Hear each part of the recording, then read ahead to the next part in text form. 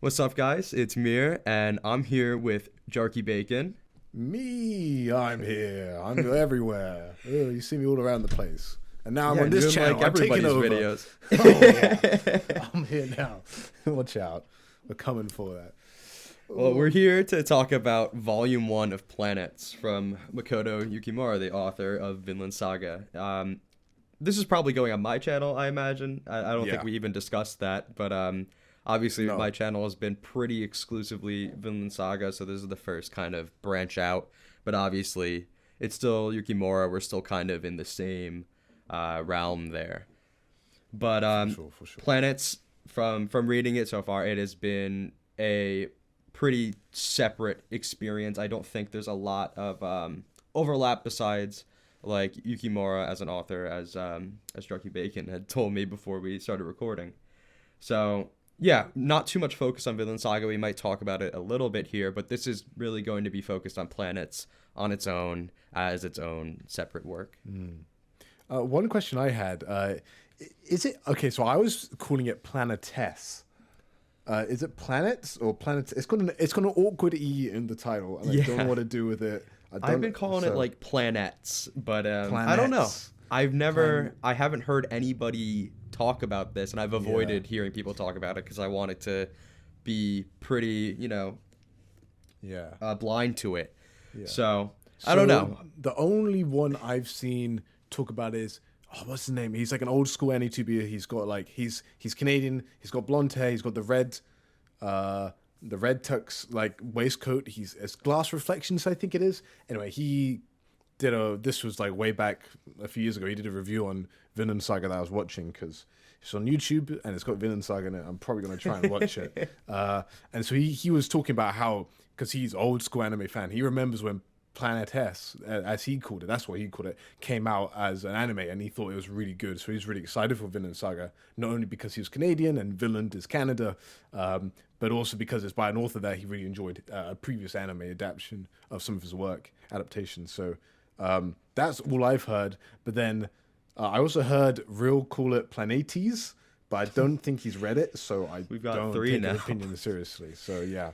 I'm down so- for Planet Test. I can go with that, and if Okay. someone wants to correct us, Yeah, comments. I'm happy to tell hear us, that. Tell us where we're wrong. I feel like the weird thing about this manga is that I actually see the second volume very often shown up in various stores around the UK, various comic book stores that I've gone to, and only the second volume. So what I did, I bought the second volume from like one of these local stores, and then bought the first volume offline from online. Sorry, but I was quite confused about like I didn't think it was that popular. I've heard very few people talk about it. Even Vinland Saga, like Vinland Saga is generally talked about a lot as a mainstream work, but like no one really talks about Yukimura and what he's done. Even like us as really big Vinland Saga fans haven't really read it. It feels like only if you're a manga fan you would have read it, because no one's probably going to go back to 2004 and watch a 2004 anime. I don't know, but No, I'm on the same page as you with that. I thought this was like kind of a more niche work, and that Vinland Saga was the more well-known one, and which probably is true. 'Cause I think that is true. Yeah. it's probably certainly true, but I thought it was way more niche than it is because Mm-hmm. I went to like Barnes and Noble and I got the two omnibus volumes, but I didn't even think they'd be there. I went to P and I was like, oh, maybe they'll have it, and they had both, and I was like, oh wow, It's okay, fascinating. Yeah. I'll just buy it. Yeah. I was Like, very 'cause- surprised. Yeah. And like, what other things are at Barnes and Nobles? Because there are lots of things but basically everything there I look at, I've seen. Okay, either this is like very weeby, I guess for lack of a term, very Yeah. Japan in terms of. It looks like it's got a lot of fan service on the cover, and I'm like, okay, maybe it's not something that I'm super into, but that seems like a typical manga or anime fan that would be kind of in their wheelhouse. And then basically everything else, the things I've heard of, whether it's like Monster, 20th Century Boys, Berserk, Yeah. Vagabond, Attack on Titan, One Punch Man, Spy X Family. There's so many, right? But then you just kind of go and you look down and you see yourself. Oh, okay. Planet Test. What is Yeah, this? It's like right? kind of science fiction, kind of weird. It's very grounded and down to earth. It's kind of like Vinland Saga in that way, where it's like it is kind of anime, but it still feels a bit less like Japanese than as many anime and manga properties out there. So it's an interesting feel to it for sure. So it's been fascinating to read. Yeah. I have a friend who I've been trying to get him to read Vinland Saga, and I had Planetes on the table when he came by my girlfriend's house, and he saw it and he's like, "Oh, I love Planetes." I'm like, There's "You know no this, way. but you don't know Vinland Saga?" There's no way. I can't. Well, I haven't I was shocked. Is he a manga fan? Is he an anime fan? Like what? Yeah, the heck- he's a YouTuber. He does One Okay. Piece reviews. Oh, I see. And so he's read the manga or he's watched the anime? I think he said he watched the anime. I'd have to No confirm with way. him. That I is was so Is he shocked. old school? Is he like? Because like the Planet Test is like it's like it's 2004. Like Yeah. And unless you're a cult classic like your Cowboy Bebops, your Full Metal Alchemist like '03, like no, like if Full Metal Alchemist '03 is only watched because Full Metal Alchemist Brotherhood came out, you know, kind of deal. Like your Death Note, that was 2006. Like there's just not many like, unless it's like a classic from the 90s. I feel like early 2000s is just not talked about much unless it's like maybe Death Yeah. Note, you know? That's what I So- was. I don't know when he watched it, but I was thinking like, how do you? I feel like it'd be easier to stumble upon the manga than the anime at this point. Yeah. Especially That's if it's just sitting on Barnes and Noble shelves. Yeah. But you know what? Like reading it, I'm like, so should we just start with our overall thoughts and start getting into it? Because Yeah, I guess we'll kind of transition into that. yeah. So I mean, I think from what I can tell, so I was looking this up. Yukimura is 23 when he starts writing this. So that puts in perspective of where I'm at in my life. That's right. for sure. But I think for this, you can really tell he's got a skill for in the art for like directing and like setting up a layout of where things want to be, and detailed backgrounds are another staple, which is a staple in Vinland Saga, but is a staple here as well. I thought it may be less polished, but while it's his older style of drawing humans and faces and Yes. stuff, it's still super. Like hands have a massive focus; they're very well done. Yes, I was going to talk about that. Yeah, for just sure. so many small things like that. But also within the story, you can tell that he's definitely got a good knack, even though I personally think there's a few wobbly bits, and there's actually a few actual Yeah. just full out errors. I think I'll be wondering. I'm interested to hear your thoughts. But okay. almost like where he's got a really good knack for writing a short yet powerful, emotional, punchy story with a resolution at the end. And I mean, as soon as you read the first chapter of Planet Test, you'll be like, Yes. dude, this feels like that one chapter from Vinland Saga I read. Exactly there's my thoughts. You know, you think about it and you're like, this guy, like, there's a few things that maybe I'd be like, oh, I'm not quite feeling it, but like, I mean, I'll fully say this right now. I think Planetessa's first chapter is way better than Vinland Saga's first two chapters. Oh, to the hook. Honestly, for absolutely. me, honestly, like Absolutely. it's outstanding. Like I was so like, it's I just brilliant. had tweeted when I first read that. I tweeted that if this was a one-off story and chapter 1 was literally the only thing, I would think it was amazing. Like I wouldn't have any complaints. It reminds me, like you said, my favorite chapters of Vinland Saga, especially like the current arc of Vinland Saga, where you have these sort of episodic chapters that have their own central ideas and they can stand alone by themselves and have a sort of beginning, middle, and end that all have a kind of single idea sent to the reader. And almost every chapter of this has had something like that so far, except there's like one exception that we'll talk about later, and in my opinion probably the weakest chapter here, but it still did some good things that we'll get into it. But And, continue. I think with I mean, like, and I think it's a simple idea. It's something that I'd be like, oh, maybe I could have thought of it, but just how he shows it, particularly in the art, he just portrays it in a beautiful way. I think that's the best way I feel like I can describe it. Like in the first chapter here, like you posted this this double page spread on Twitter of Yuri walking away from floating away from the flower. I forget what type of flower it is, but it's just like impactful shot, and Yukimura, like he's been like, bro, space is like the best settings to have just beautiful void shots that make perfect sense. The amount of backdrops that he has of like a character in the middle of just empty void space, and it, you know, instead of, because lots of authors maybe like to dim out all the background by using white. You see this quite a famous panel in the farmland where like Thorfinn's like, oh, I feel empty, and there's just like whiteness around him that kind of conveys that. In this, he's able to convey that with space, and it makes this almost like, it's hard to like, it's so surprising to say, but it's just like this emptiness and this void of space, and I feel like if there's a theme, and I'm still processing this, we're only 5 chapters in, but space is such a massive, unique place, and it feels like a monster in itself, or like not a monster, but like a being in itself, like I mean, you talk for a bit, and I'll probably hop on to before I ramble into a new plane of existence. Well, I guess we probably should have said this at the start, but just to clarify, we're going to be talking about Volume 1, which is chapters 1 to 5. We're both reading the English omnibus volumes, which are pretty much like double the length of the normal volumes, like the Vinland Saga volumes are. And I remember you said there was some weird distribution of the arcs, but I mean the chapters, but it's no big deal. We're going to be talking about 1 through 5 here, which is the Japanese volume 1. Yeah.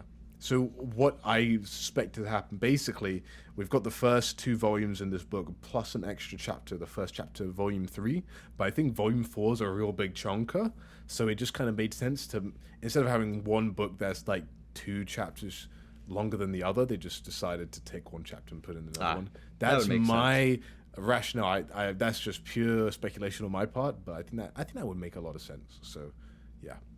Cool. Okay. So, yeah, I guess we can actually start going off my notes, because right now I haven't even looked at them because we've just been going. So I really wanted to start this discussion to kind of preface everything I really want to talk about later on.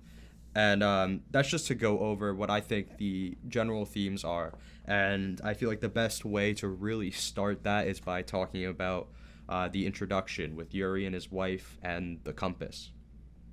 So we have Yuri and his wife, and they're on this space liner. I believe it was said to be going to England, if I remember correctly. But she has this compass, and he asks her why she carries it. And she tells him, there are no directions in outer space, so it's easy to forget there is a direction home. And I think this is the line that really stuck with me. Like, when I first read it, I was like, okay, this is going to be important, but I don't quite understand why yet. It's literally on the first page. It's literally the first page. That's a great catch. Okay, yeah. So that's why I think, and especially, there's going to be way more sort of evidence for this. This was written after I had already read through the whole volume, and I was just going through it again, taking notes. I think the theme of leaving the cradle and sort of having to find your direction afterwards is really at the core of this, and it's like a coming of age for humanity as like space travel and space like colonization are becoming sort of norms for humanity. Because you have this would be a good time to probably talk about the world, because it seems to be this sort of middle ground of sci-fi that I don't think gets covered very often in media, where you have sort of, you're at just past of like the birth of this technology, or the normalization of this technology. It isn't quite commercial yet. It isn't quite common. People don't very often have like their own ships and go out into the galaxy. It's like kind of like you said, very grounded in like, this feels like realistically somewhere we probably will be in the year this takes place, which I believe is on like 2068, they say. Yeah, like if you think about that date, so that's just less than 50 years ahead of where we were, and around about 70 years ahead of when Yukimura started writing this. That's such like where they are at. That to me, that seems such a realistic. I mean, it'll probably look completely different to their clothes and the fashion and how it actually looks, but in terms of where we're actually at in space, it would make so much sense for like just just be like, that's where humanity's at that point. That seems like a very sensible, if, you know, we continue to try and do space, you know. I don't know. I know there's people who do want to go to Mars and stuff, but I don't know if people really want to venture out there. I think we're getting a bit of more plots on like why they're in space and a few other things as well. But this seems like super plausible for where they are. It's not like we've got faster than light travel. It's like something you can't quite comprehend how far they're in the future. This is like near future stuff, and you think, yeah, this is very possible for it to happen. And I think there's almost something about like it being futuristic, but then it also breaks things down to be very simple. As you kind of talked about, with like, it's easy to lose direction of where home, and it uses this kind of environment to be like, hey, like, there's a very simple thing that you may want to consider even if you are still on Earth. Like, where's your home and what's your direction? And these like simple questions that still are poignant despite how technologically advanced they may be. So there's something about that I quite like. Yeah. And going on a little bit more just about the world, I really like that they have, like, at the beginning they have the liner, and this is like this kind of like really slick piece of technology, you know. It's kind of like perfected in a way. Obviously it's not like the technology's perfect, but it's very clean. And then my favorite little piece of world building in comparison is the cruise ship, the DS-12. Yeah. I wrote down here it's a 30-year-old ship, so that means it was built around 2044. Oh, and, good idea, yeah. And compared to that slick liner, this is what the sort of commercial affordable stuff is for people in this time. This is this older, bulky ship that they literally call it a hunk of junk.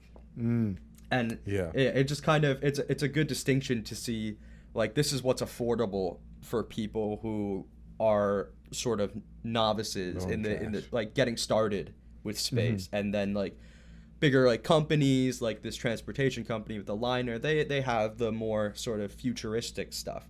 But I feel like it's that distinction between what people can afford versus what corporations can afford is sort of why this doesn't even feel futuristic to me. Even though it is the future, it feels so realizable that sometimes I forget that like this is supposed to be like sort of far future. Yeah. Especially reading it, you know, so many years after Yukimura had written it. Yeah. And you know something about this the Star cruise ship that you talked about that I kind of just thought of now? It kind of looks, it doesn't really look like it, but the shape of it reminds me of the Concorde. And do you know the Concorde? I'm not sure. No, I'm not familiar. So the Concorde is a very famous commercial airline plane that basically could go from New York to London in 3 hours or something, insanely fast. It went faster than the sound barrier. It was very good for, you know, more affluent people, that are business people that wanted to get from basically Paris and London to New York very, very quickly, so they could be back in an afternoon, basically, kind of deal. So it was super fast. It was super expensive. But then in 2001, so this would, I don't know when this was started. I think it was started before this. That was kind of when it was as at its, oh no, there was a big crash of it in, I think it's 99. And that's why it was stopped, right? But then they revamped it. They made it super safe. Now I can send you a video about it later on. There's a guy called Real Engineering. He's an Irish guy. He talks about the Concorde. But basically, they revamped and made it super safe. And its first maiden voyage with its new safety measures, and the Concorde was kind of back in business because it, you know, before this it flew for like 4 years without a hitch. It was just very expensive because it burnt so much fuel because it was so fast. It landed on 9/11, and because 9/11 changed everything, it basically went bust with this type of travel, because loads of its frequent customers that actually worked in the Twin Towers or something like that weren't using it as much because it took out, you know, a lot of people, and it was kind of like the similar frequent flyers. And so this kind of reminds me of that, the super fast space travel that's very unique. And then, I mean, if this did happen after the Concorde crash, which would have been a massive deal at the time, because it was this like, it's kind of like the Titanic of our past 2 decades, you know. It kind of has that feeling. I mean, it didn't focus on it very much, but I do wonder if it's a reference of some sort. I actually think it has a very high chance of being that, because they later when they're sort of referencing, I believe it's when, I forget the man's name, but he comes to help fix their ship after they got a hole in it in the first chapter, and he's explaining what happened with Yuri and his wife, and they literally say like that accident with the low altitude liner they were riding in, which is literally like as you described, it's a low altitude. It's not meant to go all out into space.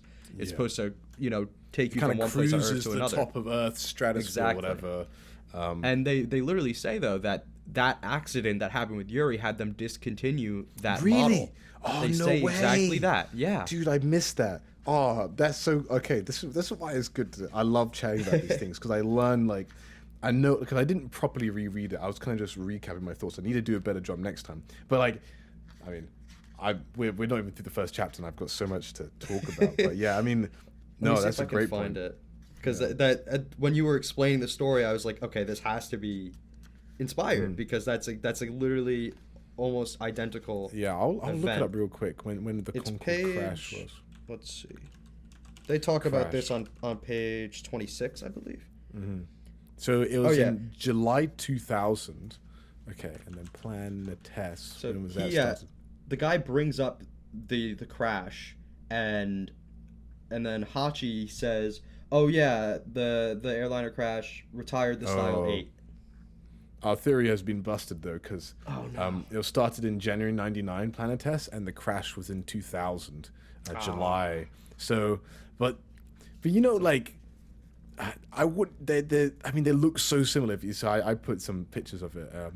If you want to have an Air France flight, 4590 is the Concourse one. It's a fact. I watched a fascinating documentary on the 10-year anniversary of it on British television. Basically, they just had. So the crash. What happened basically? To go on a massive tangent. The Concorde had to have a lot of fuel to burn very quickly because it went faster than the speed of sound. It was a bit of a pest to locals because it actually could break some windows sometimes because when you hit the sonic boom, it does have it's quite loud. Yeah. But basically, the runway it had like too much. It hadn't burnt enough fuel while taxiing. Like they thought, the calculations were like it would burn a ton of fuel just getting to the runway to take off. Like that's how much fuel it needed, or something ridiculous like that. And so what happened? It didn't burn that much for whatever reason, and then it had too much fuel in its fuel tanks, which are just in its wings. So it's going along the runway, and it hits a tiny bit of scrap metal from that fell off a plane of the previous flight. This bursts the tire, which then it goes right through the tire and like cuts in half, and the thing flings up into the bottom of the plane, ignites the whole flight, and then it just kind of careens. It starts flying, but it careens, and I think everybody died on the plane. It was horrific, but it's there. Anyway, if it's one of those things where it's like it's a very fascinating story. There's a picture of it almost hitting another plane as it was going up. Anyway, Wow. That's a big old tangent. Sorry about that. No, it's definitely an interesting connection, even if obviously it couldn't have really been inspired. That's still very interesting. It could still be like a Concorde idea. Maybe Yukimura is like, here's the, maybe this what happened with the Concorde or something. I don't know. It's still definitely the same kind of ship. It's a low altitude liner. Yeah, that's really interesting. Yeah. But did you have something else you wanted to say? Yeah, well, I wanted to build off a little bit of your point of having the rickety. What was the name of the ship again? The DS-12. I think it has the nickname the Toy Box. The Toy Box. That's it. Yeah. So. I mean, I feel like I like this to me. I'm not sure if I said it already, but it feels super like Cowboy Bebop in some sense. I wrote this as the first thing that came to my mind, Cowboy Bebop, where the structure of the manga is a little bit episodic. Now it does feel like it has a bit more of a cohesive plot that is beginning to build, but kind of like Bebop, it has chapters or segments that are focused on short, powerful stories that you hang out with your characters a little bit and stuff. But they're on this hunk of junk that they're trying to get by. These guys are I mean, I'm sure if you're already this far in, the kind of deal. But they're garbage cleaners of the outer space. They have to go pick up junk because satellites, will bash into each other, and they want to be able to get flights up there and stuff, I guess. So it is a serious actual problem, with our current situation, our garbage, our space garbage dump out there. But yeah, so it's very episodic, and they're in this kind of grungy old thing. You got an older guy. I mean, the characters aren't quite the same, and I think that's where it kind of changes a lot. And the key difference in the setting is that it's not nearly as far in the future as Cowboy Bebop. So Cowboy Bebop can like go to a different planet that's completely unique. While here they're still they're still at Earth. They're still fundamentally interacting with the same type of environment. They can't do a lot of wacky stuff like Cowboy Bebop does, which gives it a sense of groundedness, but also just gives it a different flavor as well. So while it does have probably the first thing you'll think of when you're reading is Cowboy Bebop, it's definitely very distinct. So. Cool. So to kind of close off, I think, on this sort of section about just the world, I think the most important aspect of the world that Yukimura like starts building up, just from the sheer choice, to have these characters be garbage collectors, it's very clear that environmentalism is a very important theme to this story, and it plays a lot into the idea of like taking care of your home, remembering your home, and space becoming home, which kind of becomes a bigger idea with chapter 2. So we'll talk more about it later. But the environment and how we affect it seems to be very important, and trying to respect it. And being very happy with what you've got as well. There's Yes. The second chapter in this is quite poignant in this regard. I didn't think I'd have as much to say about that chapter as I ended up having to say. I think reading it a second time really made it kind of sink in. So I'm excited to get to that one. Should continue with chapter 1 here. So I think now would be a good time to transition into the actual characters, because we have hardly talked about them. True. Let's just talk about the 3 core characters. We got Hachimaki, Yuri, and Fi. So what are your thoughts on Hachi? On Hachi, he's very. I think the closest character I can feel like he's kind of like is almost Edward Elric, from Fullmetal Alchemist. Comparison. Is he's got a lot of spunk. He's got a lot of character. He's got a lot of personality. But he's, and his relationships with some of his family are a little weird. But he's still got a lot of heart, and he still is very caring and observant, and he seems quite he's not necessarily a special someone either. I think there's some almost everyman thing where you kind of feel like he feels like a very much a normal dude. And he's definitely younger. He's a bit more, I guess. I mean, this is written in a seinen magazine, so technically it's a seinen, but he feels a bit more closer to your plucky shonen protagonist in some regards. And I think I was a bit surprised that he was the main character initially, because the first chapter focuses much more on Yuri, and I thought, okay, we're going to get a bit more of a weathered main character. And then I think it's hard to tell, but I feel like there's a few things that show that Yukimura hadn't planned this quite as well in terms of certain things as other things. And I got a bit confused with certain details, which I believe I know what you're talking about. Yeah, so there's 2 things I could bring up. But overall, Hachi feels like that type of guy, and he feels like he's definitely someone who doesn't necessarily need to grow, but will grow. And it will be very fun to see him do so. And we'll probably learn loads of interesting stories and lessons from that through him. Yeah. I pretty much agree with everything you said. My notes on him are very simplistic, because I feel like he starts off pretty simplistic. He just seems like the younger, less experienced one who's eager to grow and find his own personal success. And I did become a lot more endeared to him with the last chapter of this volume. Yes, but true. He does start off pretty basic, and like you said, he's the everyman. He's like, we're supposed to kind of view this story through him, and through him we're viewing honestly a character that really steals the show, which is Yuri. Yeah, and for sure. And with this introduction, Yuri was by far the most interesting one here. He's like older, He's more mature. I don't remember if they mention what his age is, but he seems to be like. He's got gray hair, so he's got. Oh, I assume hair color is an lighter. interesting thing to talk about. Oh yeah, exactly. So maybe we should get this because we're talking about Hachi. Yeah, let's just say it now. After chapter 2 and chapter 3, his hair turns from presumably blonde to black. And yeah, if it wasn't for his headband, I was like, "Hang on, do we have a new character on board?" And it feels, and so far, Plantes has felt maybe a little bit on the faster pace side. So you'd be like, okay, maybe we're introducing a lot of stuff going on here. You're not quite grounded. So you're not super familiar with everything. But then looking on the front cover, I'm like, oh, his hair's black here. His hair's black everywhere else, apart from these first 2 chapters.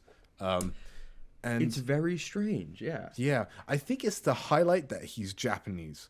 This is one of those things. I think maybe Yukimura hadn't planned this out super well. He wrote 25 chapters over 5 years, which is pretty long. That's I don't want to do the fast math. That's like 5 chapters a year. Also, that's less than a chapter a month. I think he probably took a hiatus or something like that, but. It shows between chapters, he's had a lot of time to probably think out, stew on these thoughts and stuff. And so, presumably, I assume it's a Russian, a Japanese person, and an American all on this. Yes, that's what it seems to flight. be. That's what, because you got Yuri, which sounds like a Russian name. I think it's also. They do say later that he's Russian. Russian. Yeah, they do say that. Fee's from Florida, and then Hachi is from Japan. So. Maybe to be fair, he has like almost a Japanese-looking dish in the first chapter here. So, I don't know. It's interesting for sure. Yuri also has darker hair here, but he gets lighter hair later. So they almost change colors of hair. Yeah, they switch. Switch. My thought process. I think the idea you brought up about maybe the Japanese distinction is very interesting, but my idea was that I think maybe Yukimura overestimated how much the sort of black backgrounds of space would make his characters visible, and I think he kind of overcompensated with the hair. I think he changed his mind. So much sense. Yeah, because, and it was interesting about chapter 3, because that's where the hair color changes. That also almost felt like a sort of soft reset to me, where it was. I mean, we'll talk more about chapter 3 later. I mean, I have some thoughts on it, but I felt like it was sort of a little bit of a reset. It felt very different from the other chapters, but it kind of picks up the pace again with the chapter 4 right after it, and almost feels like it never stopped. It was really strange. It feels like a sudden sort of loss of footing, but we'll talk more about it later. I think adjustment of focus is probably the best way to put it, and it's very possible. Like, it's the first time we get a hint of wider narrative and plot that could go on a bit further. But that's pretty much the core of it. To aid your theory initially, like, the only person's hair that is, well, I guess Yuri's is darker, but Fee's, is it Fee's or Faye's? Sorry, I can't remember how I was saying before. So I actually saw 2 translations of this. The translation I had initially read online was F-I, Fee, and then when I got the volume, it's F-E-E. Fee. Okay. So I've been going with Fee. It's Fee. Yeah. Yeah. Okay, that makes sense. So Fee, she has dark hair. But she's in the ship most of the time. She's kind of like the back seat chair. So if you think about it in Cowboy Bebop terms, she is I've forgotten his name, but the policeman that owns the Bebop. What's his name? I can't believe I'm forgetting his name now. You got Spike. You got Valentine. Cowboy Bebop. You've got Eddie. What's this guy called? Cowboy Bebop. Characters. I think this is the point where I admit I've never watched it. Okay, I just know things about it. Jet Black. Of course, it's Jet Black. Oh my word! How can you forget a name like that? Unlike Hachi's hair. Yeah. yeah. Exactly. But yeah. Anyway. Yeah. So she's kind of in the back seat. Yeah. So. And I would say if you like Plantes, you may like a bit of Cowboy Bebop. It is more episodic, but once you get into the vibe with Cowboy Bebop, you're winning. You're just like, that's I'm been here on for the good times. But, That's been like on the watch list for a long time. For centuries. So yeah, that's one that's coming, I'm sure. Yeah, But it's going. that tangent was fun. But to close off my initial thoughts on Yuri, no, it's all good. I wanted to talk about the hair thing pretty badly. Yeah, for sure. Because it stood out to me so much when it first happened. Yeah, I got so confused. Yeah. But so Yuri's introduced as this older character. I assumed either like late 20s or early 30s. I didn't really see his hair as graying. I just thought he didn't have that much of it. But he's often seen like staring out into empty space, and he rarely engages in meaningful conversation with the crew. So he sort of keeps to himself. He's very secluded in that way. And chapter 1 just has basically a whole arc for him to go through, and it obviously stole the show. But what are your thoughts on Yuri that we haven't said already? I think what I like about Yuri is that he's clearly a man with a lot of past, but he's very gentle and kind about it. He is. I actually really quite like the moment he had with Hachi's brother, which I've got written down here somewhere. Oh my word! I forgot to. It's Kyutaba or something. I saw it as what is it? Kyutaro. I thought it was that. Okay. Let me go check my notes. I can't believe I was like, I need to write down. I think it's Kyutaro, yeah. Okay, Kyutaro, nice. Okay, that's much easier. I'm the worst with like names like Pokemon names. I always pronounce them incorrectly. It's just awful. And so, because I'm not familiar with his name, that's why I'm just calling him Hachi. I don't want to call him by his full name. Yeah, it's like Hachimaki. Yeah, but I'm just gonna call him Hachi because it's easier. Yeah, you got Hachi, Yuri, and Fi, the buds. But yeah. So he's got this kind of like, he's got wisdom to him, and I'm sure we'll come a bit more into when it is chapter 4. So he has this, he has a wisdom and a warmth to him that has, you can see that he's grown. So, in the first chapter where he's, he kind of lights up as he sees this compass and he beelines towards it. I feel like it does do a bit of an anime trope where they're like, oh, he never does this before, and it's like, I feel like with you as a reader could already tell he wouldn't have done this before, and he's very focused on it. But you can already see his growth, not just in the fact that he gave up the compass, but how he's treating and talking to these younger people. He feels like he has more warmth now, and he's more caring and just a little bit more open. And I look forward to. I hope he doesn't get pushed into the background. I hope that he keeps on growing. Me too. Because it does feel like it's going to be focusing more and more on Hachi, which isn't a bad thing. It's just Yuri is set up so strongly in the beginning that you just love him. Exactly, yeah. I had this weird feeling with this first chapter that, like, he went through, like, his whole story arc in one chapter. And that's why, like, chapter 4 was very relieving to me, because that was like, okay, there's more. We're going to have more of him, because he's easily my favorite character in this volume, at the very least. But speaking of not favorite characters, Fi. I like Fi. She's fun, but she's like the least interesting one. I think she has a purpose in the story to just kind of be fun and be that like sort of comic relief, especially with chapter 3, which introduces some like heavier things, and she kind of balances it out by being sort of off the wall. But she's kind of very strong personality, younger, closer to like Hachi's age, but she does come off as far more experienced. But I think she's actually a bit older, because she has a kid and stuff. Oh yeah, right. No, yeah, she did have a kid. So I think that's something that's quite interesting. So Fi, I will agree. That chapter 3 is an oddball. I think if I was to read this all the way through and then come back to it and reread again, I'd be like, oh, Fi, I like this chapter way more because I'm interested into her. But it's a really oddball for these 5 chapters we've read, because every single chapter has something poignant, something deep, something memorable to go along with a big portion of character growth.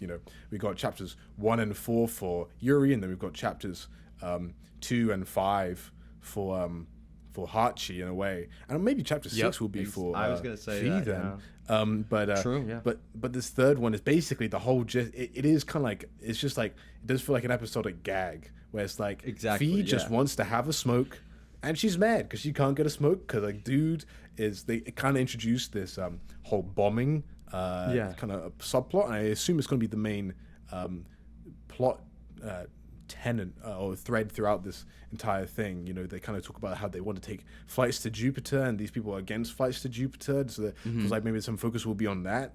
But it has this weirdly unrealistic situation when she just kind of, I think the scene is just, I mean, the art is I would say in chapter 3 the art is maybe some of the best. It's so good, it's honestly so kinetic, but it just feels a bit feels a little weird just because she like rams into a ship in the middle of space with her other ship, and then she falls down to Earth.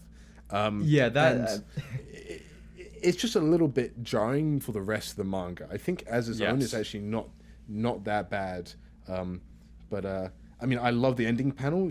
I guess Fee reminds me most of like, you may have not seen Black Lagoon with Revi from Black Lagoon. She feels a bit like at least at the moment, a bit of a stereotypical anime angry female character trope where she's really angry and very intimidating, and she intimidates Hachi because he's the young experienced one, she's older. It is almost like if you have watched Black Lagoon, it is very much like Revi, and she smokes, so maybe that's what I'm thinking, because she's in the middle of the water. Black Lagoon is kind of like set on an island. It's very like tropical feeling, so she's like having a smoke in the end. But I have a couple comparisons for her. Sorry, if you want to continue, go for it. Yeah. Anyway, so it is very interesting, but she still definitely feels like she has maturity. I think in chapter 5, particularly, because Hachi goes on a little bit of an arc, she's helping him out a little bit, and so I think, I definitely hope that she doesn't stay where she is, because I think she definitely has potential to be very interesting. And also in chapter 3, I know we're kind of jumping around a little bit, but honestly, I think these colored beginning pages, this is such an old school manga thing, having colored pages at the beginning of your chapters. They don't do it anymore.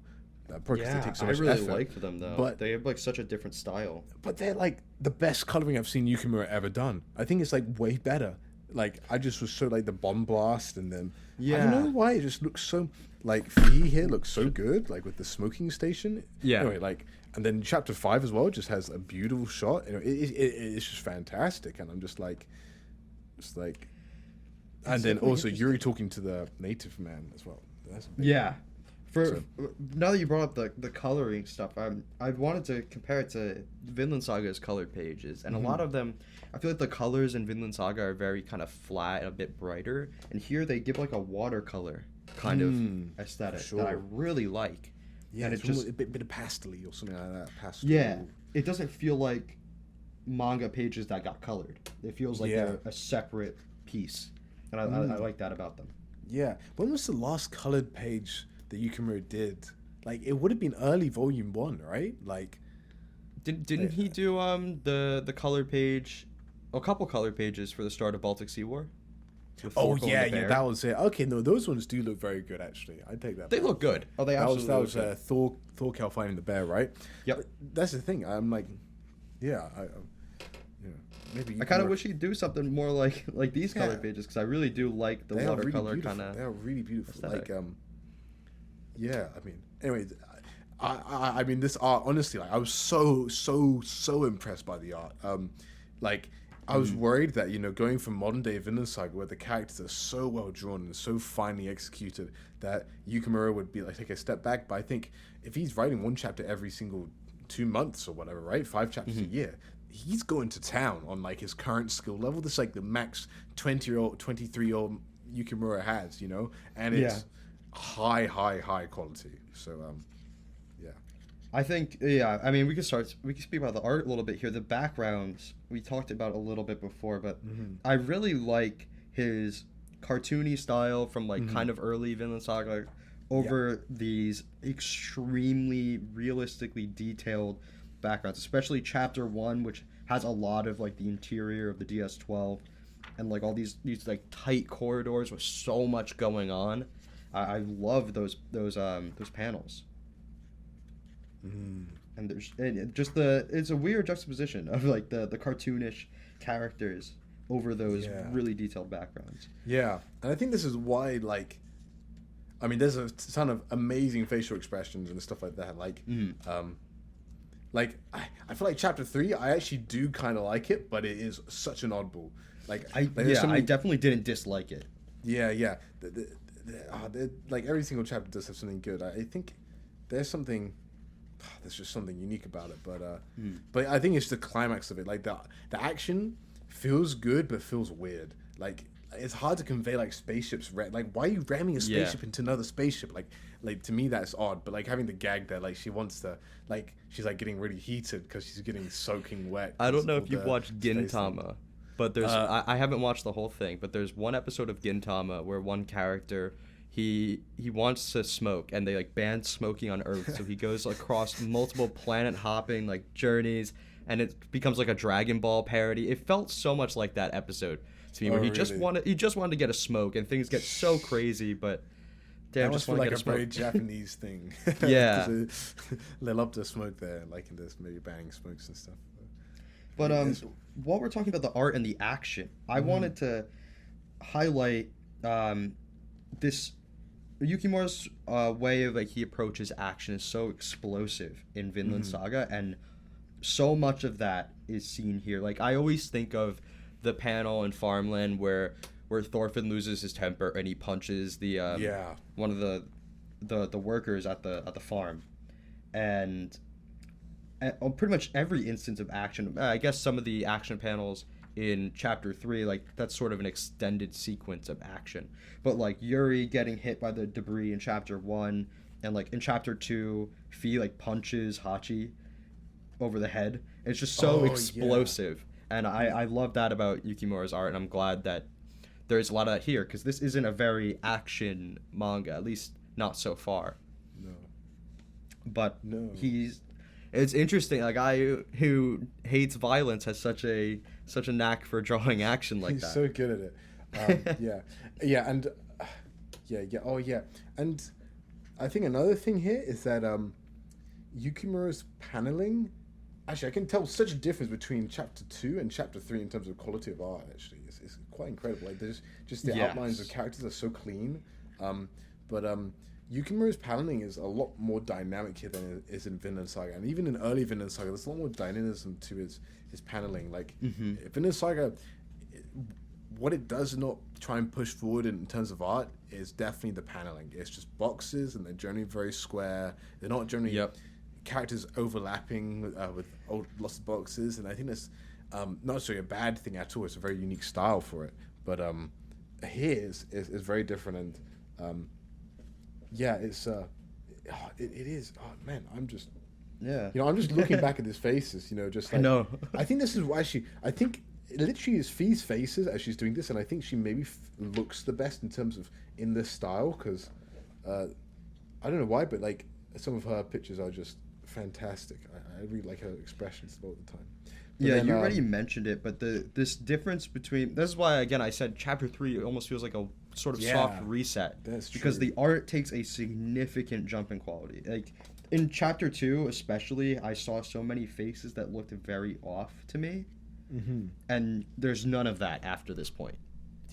So I wonder, I'd like to check after this when chapter 3 was written and how long of a break there was between those two chapters. Yeah, for sure. And maybe one of those things where like Yukimura kind of started writing because he wasn't. This is his first gig. He doesn't know if it's going to be cancelled or not, or if it's just a one shot. Maybe initially started as a one shot and then he got really popular and it's like, hey, could you like continue on? And he's like, oh crap, well I've got to make a different protagonist now. I've got to think about these things more. And so now he starts kind of plotting and it kind of introduces it again.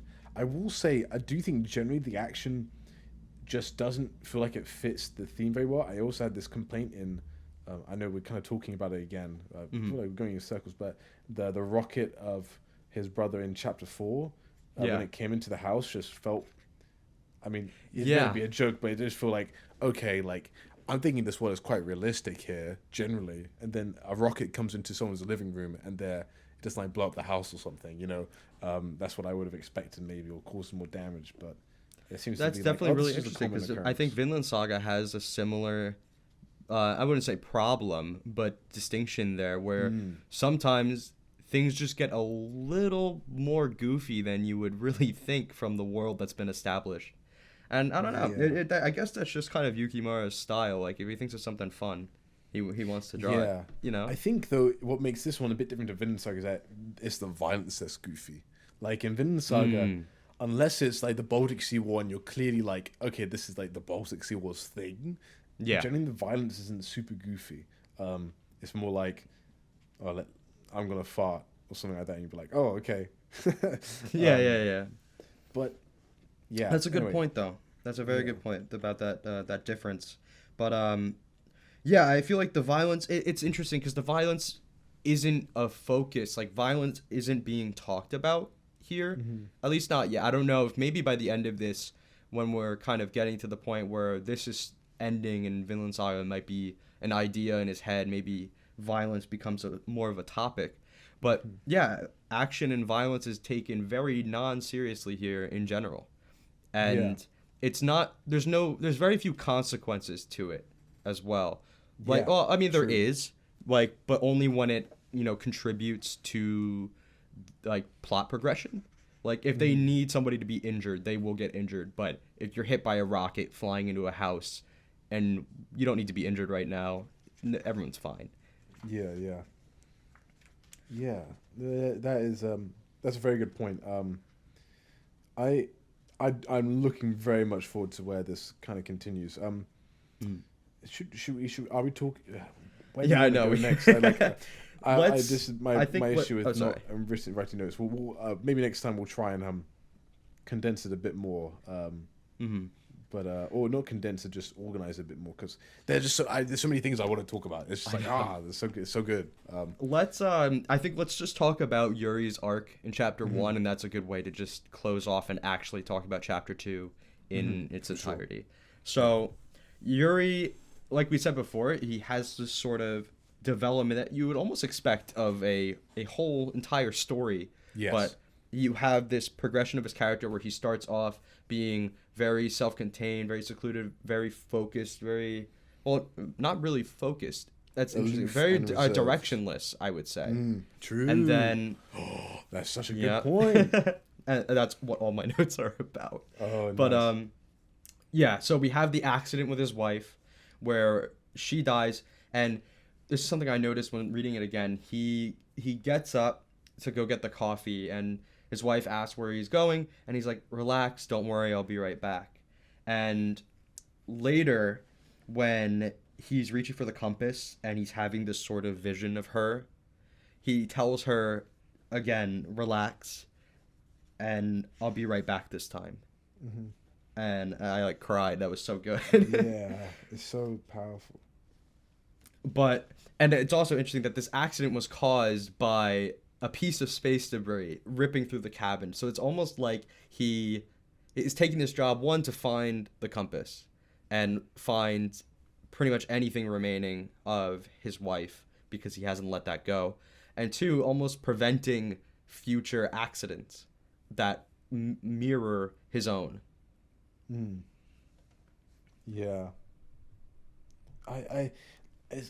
It's kind of like because you said he's the directionless. He finds the compass and then he finds his direction again.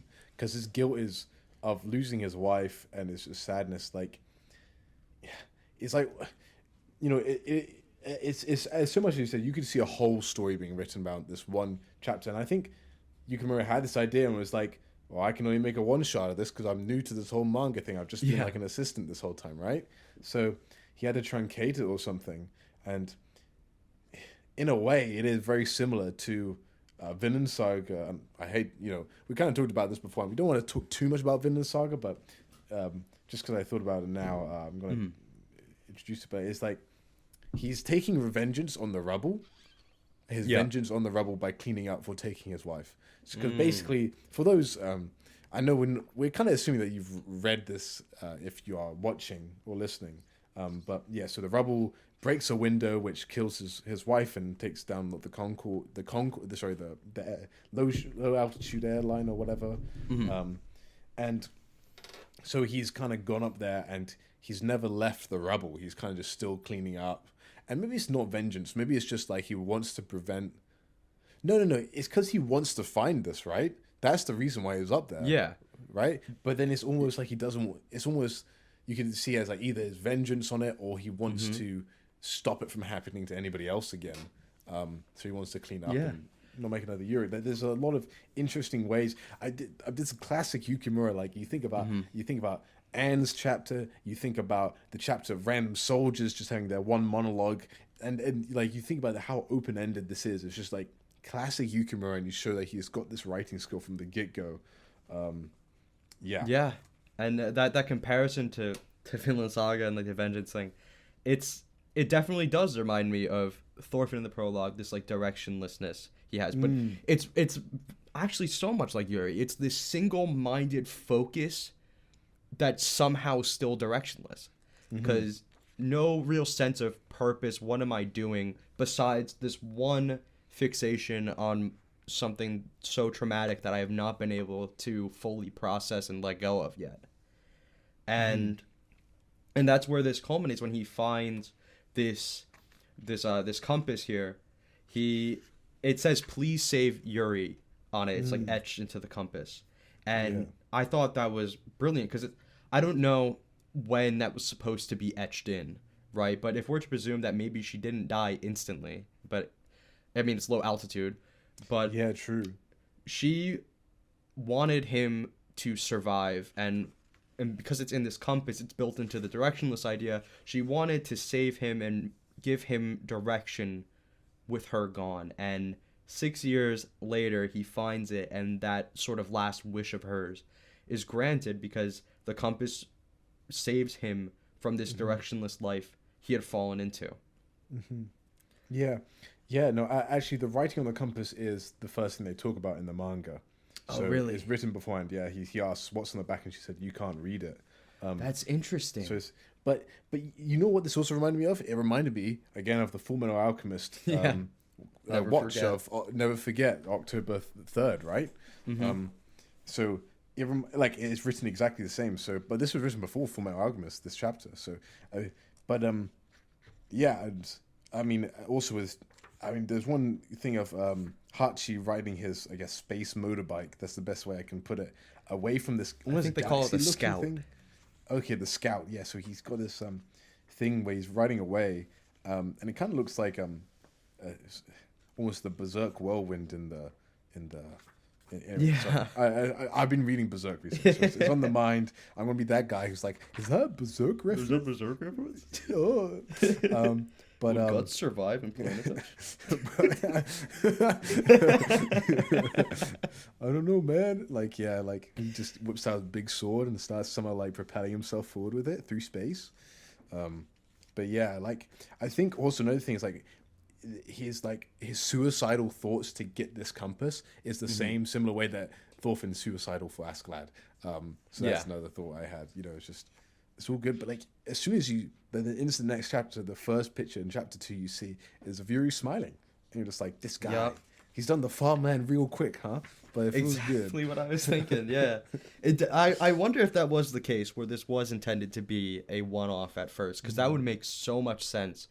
Where he thought like this was the one chance, you know, and that's interesting then, because coming back to Vinland Saga, it's almost like trying to tell a story like Yuri's again, but on a larger scale and dealing with different themes, but still being able to sort of do that idea of that kind of progression over time.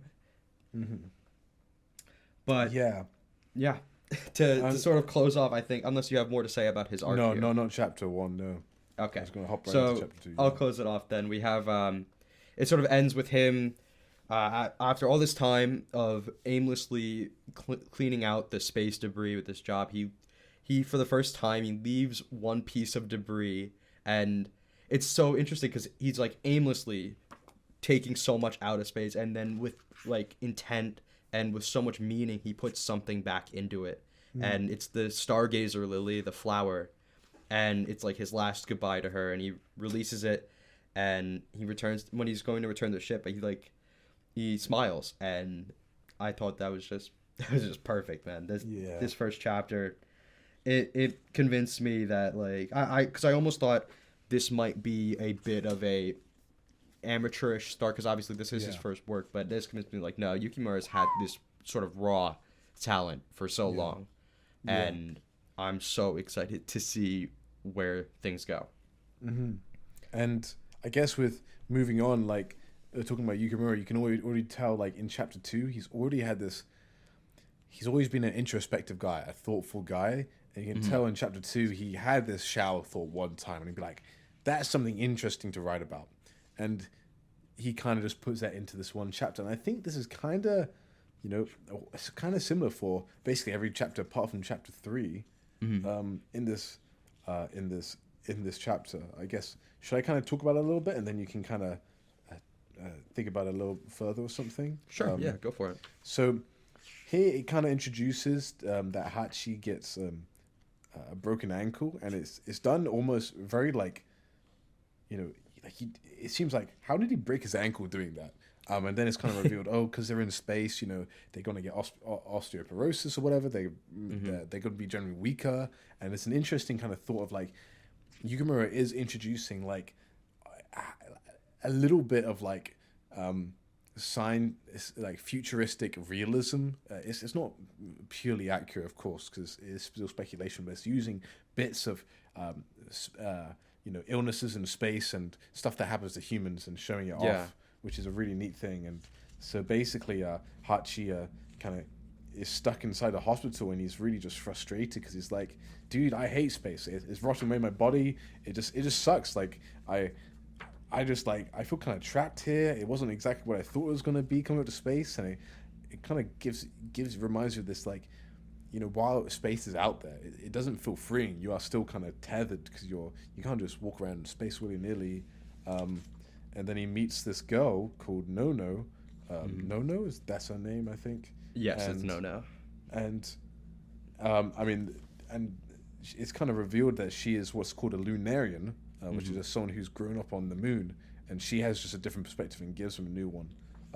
But there's also another character who's maybe you want to talk about a little bit with this older gentleman that Yeah, honestly, now Roland. looking like it, looks exactly like an older version of Hachi, because Hachi has blonde hair here. So, yeah, Oh, wow, I didn't even think about that.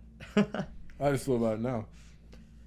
So yeah, this chapter's interesting because these two characters, Roland and Nona, sort of they play into each other, and they both sort of serve as a way to sort of spark this introspection within Hachi, because he sort of has this sort of wavering resolve, I would say, in this chapter, where he's lost his excitement for space. It's like because he talks about at the beginning how, like, when he was a kid, he'd look up into space and he'd see the moon, and all of the ideas of what space would be like excited him so much, and now that he's here, it's not all that he had dreamed, and he's lost that excitement, and now his dreams have to go further, because he Yeah. can't look back to Earth and dream about it. Like, no, he has to dream further out into space, and that's where the whole Jupiter thing kind of comes into play later, but we'll talk about that more on like chapter 5.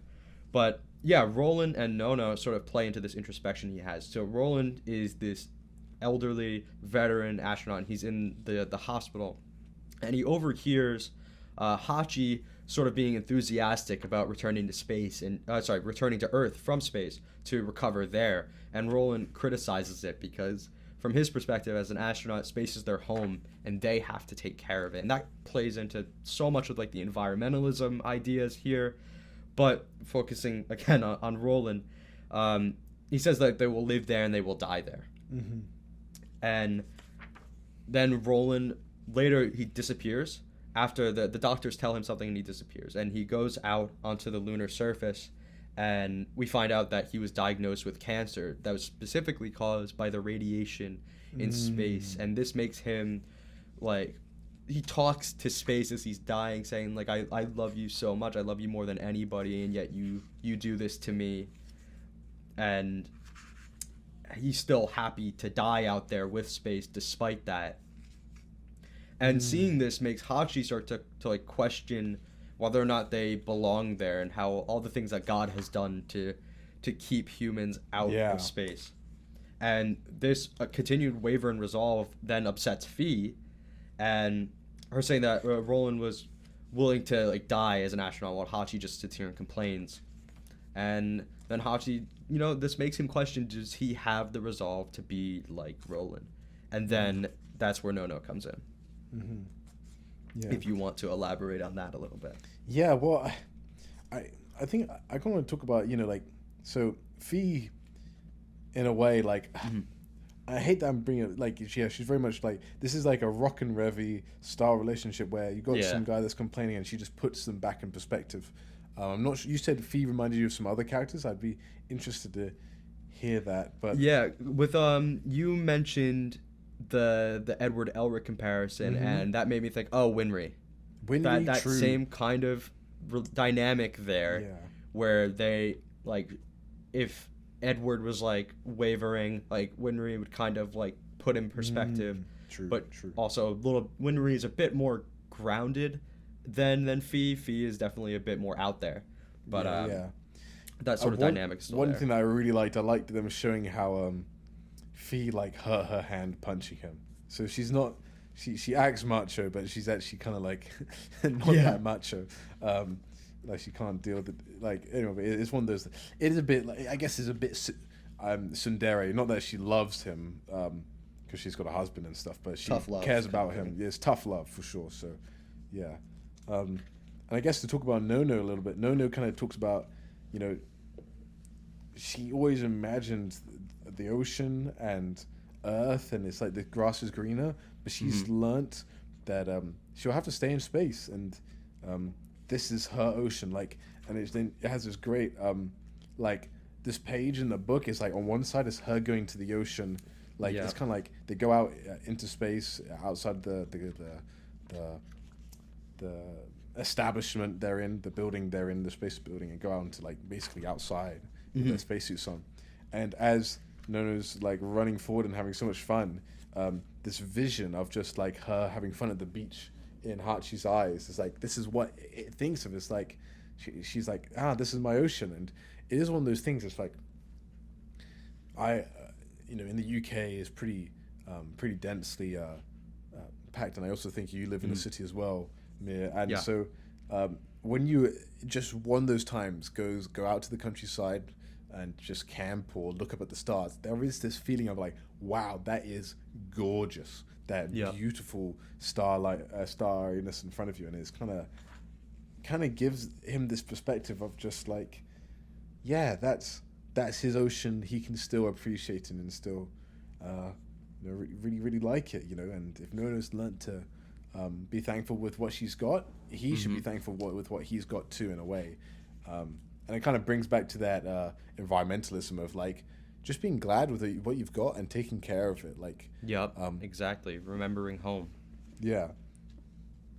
But I think a key thing in chapter 5, like which chapter 5 brings up, that doesn't mean not to be aspirational, because Hachi's definitely aspirational, but it's definitely being content, and being thankful for what you have, and that will give you good perspective. Yeah, absolutely. Yeah. And I think chapter 4 with Yuri, we'll go into it there, but he also has a similar kind of realization, I would say. But back to Nona, I want to talk some of my thoughts on her. I really like how she's almost like this Lunarian mirror of young Hachi, looking up at the moon with the dreams, and she's looking down on Earth with these dreams too. And I think, like you say, he gets to have this sort of appreciation and almost reawakens this childlike, I guess, fascination, seeing her and how she can be so fascinated.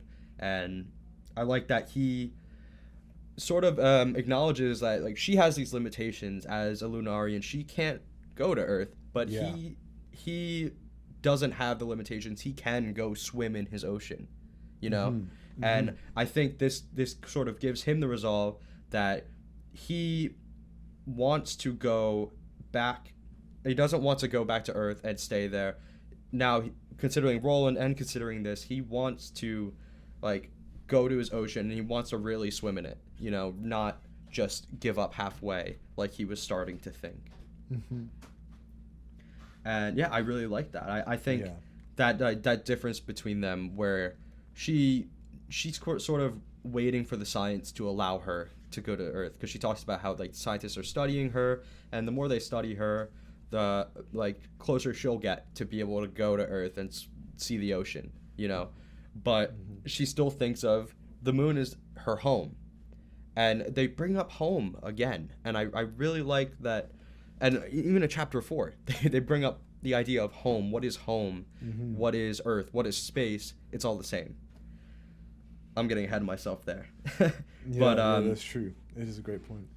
But I really like how these two characters sort of combine to pull Hachi through a mini like arc here where he comes to understand and appreciate his opportunities and his ability, and then he quickly recovers and he rejoins their crew within, I think they said, 3 months. Yeah. And with that point you've made, it's like it's all about perspective, and that's a big part about. I guess we'll get back into chapter 4 more because that's where this comes to be apparent. Yeah. But I didn't really have that much more about chapter 2. I felt like this, even though obviously I said chapter 3 I felt like was one of the weaker ones, this one had the most standout art. Art that stood out to me for not being up to the standard I would expect. So I almost wonder, going off this idea where we think chapter 1 may have been intended to be a one-off, and chapter 2 is supposed to follow up on the one-off that was kind of not really planned out as well and maybe rushed out. That's the vibe I got from it. Like, it has these ideas, but there's so many. Well, not to say the art is bad here, because there's some beautiful panels. I almost feel like the general character art during the earlier pages of this chapter kind of suffered for it. Like, the initial, I think Nono's introduction, her face looks a little weird. There's a part where Fee's looking down on Hachi that I thought looked a little weird. There's these little things. The line art isn't quite as like thick and clean, and the backgrounds aren't quite as detailed, but the gestures are still there, like particularly with like Fee and her smoking cigarette posture. Like, so they still have, as you said, it's still good. But for sure, I'll be interested. I'll have a little look into it. But I mean, this story just has a few things where between chapters it doesn't seamlessly move. So I think chapter 5 is a bit similar like that. I'm looking at it again now, and it's kind of similar, but we'll get there.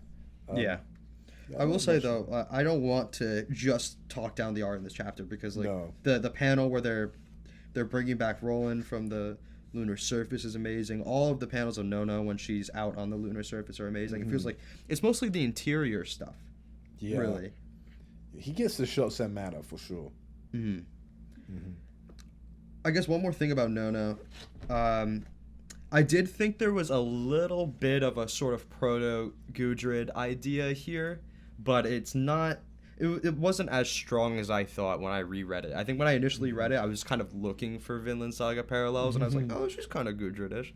But now looking back, she's definitely very much in her own. But there's still some similar ideas of like the dreamer. She can't do what she wants to do. She's being restricted from it.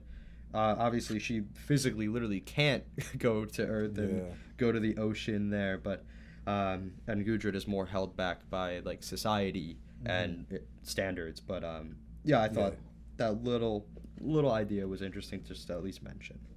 But yeah, I'm pretty much done with chapter 2, unless you have more you want to talk about. No, I don't have anything else to add. Cool. All right, so chapter 3, notoriously, we haven't been too kind to you. I feel like it's weird. I think I'm liking it more and more, and like when I read it, like I think definitely in the beginning I was very much into. It's just the climax felt just a little jarring, and there's just not, I guess. But as a chapter, as a whole, as just like a body of a collection of ideas that Yukimura is putting together, I actually think for a more comical and just having a bit more of a vibe and getting a bit of a better idea of Fee, this is a well-placed chapter. And I think there are some really nice moments. We've already talked about how amazing they are, but basically it does just introduce probably the main, like the kind of a bit of the political world building around it, that there's this league of people, there's this group of people that don't like they are the Space Defense League, so they want to defend space from humans, which I think, because they're like, we should learn how to live on Earth sustainably first before going to space. And I'm like, hey, that makes sense to me. Yeah, and so, but they're kind of also like just terrorists, so they're they're eco-terrorists, hijacking certain spacecraft, and so it's one of those things. Is like, I think they'll definitely have a good point at the end, and it feels like Yukimura isn't like, oh, let's make the bad guys do stuff bad because we want to show how bad their ideology is. It's more like, here's some extremists to build a bit of, because political intrigue to the world, and looking outside of our characters and their situation, and then kind of go along with that. And I think that's the main contribution of chapter 3 in an overall sense. But I feel like chapter 3 really had two core purposes, just to, one, like you said, establish the world a bit more, establish the Space Defense League, who I believe, like you said, are going to play a larger role in the sort of wider narrative as we move into the next volume, and to talk a bit about those environmentalism ideas, because they are literally about stopping humans from doing the same to space that they've done to Earth, and to remember home, go back and make sure we take care of Earth before we, and so we can learn, to take care of space, because they're almost trying to protect it. But I feel like the other purpose is really more of a narrative purpose, to just transition us into giving us a reason to go back to Earth for the next chapter. Yeah, because true. Last chapter, literally, the end of it was Hachi deciding, no, I don't need to go recover on Earth. I'm going to stay up here. And now, I want to bring them back to Earth. How do I do that? This seems like the purpose of this chapter. Destroy their ship, give them a reason to go back. Yeah, for sure. Yeah, and do you have more to say about chapter 3? Because I'm good to go to 4, to be honest. I'm pretty. This was a pretty there's light something one poignant overall. at the end when Fee's on the boat by herself, and she's just. That's a good thing to talk about, actually. Like she's holding up the cigarette to the light, and it's such a beautiful. I mean, hands. If you know one thing about Yukimura, like in his style, he loves his hands. He talks about hands so much, and the hands in this are immaculate, in gloves, out of gloves, holding this cigar. It almost reminds me of Thorkel waving away to Thorfinn with his fingers off. It's kind of like, it has this like, it has a jokey background to it, but she's saying like life is this wonderful thing, which is interesting because she almost threw away her life to stop this because she's just so angry, which is very over the top, but it is just interesting. I mean, like, showing the beauty and gloriousness of Earth, maybe that's part of it.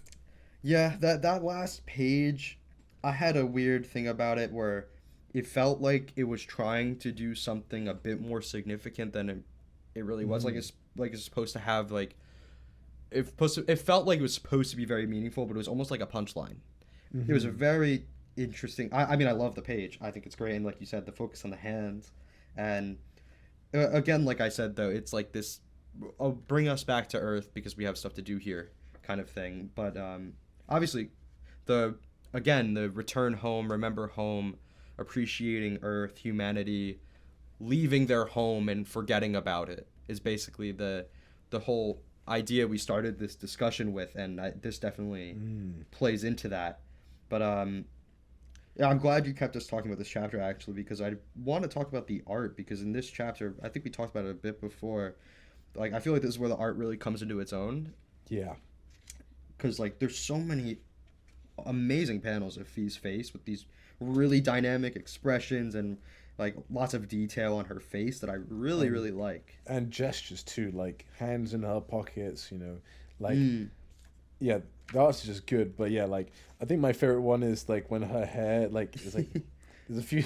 The one that I did check on a lot is like there's a lot of like, it does have the cool Yukimura, like where there's loads of panels and they just show subtle differences in faces, like like she goes in for a smoke and then she meets one of the bombers and she's like, oh hey, hi, let me just have a thing in it, and then she like remembers, and then she's like, it's a bomb, and her face stays like so funny to me. I got a good chuckle out of that.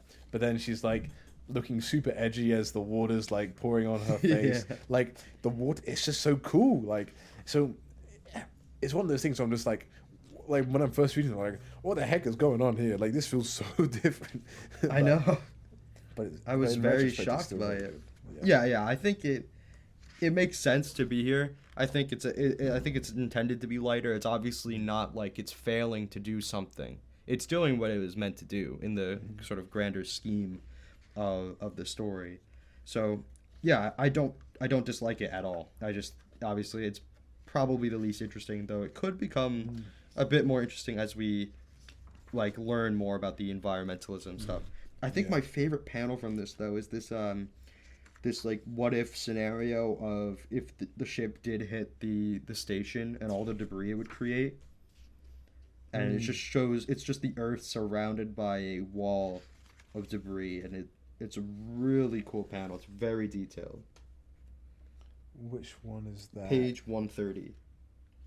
130. Okay. Yeah. So 137. 132. Okay.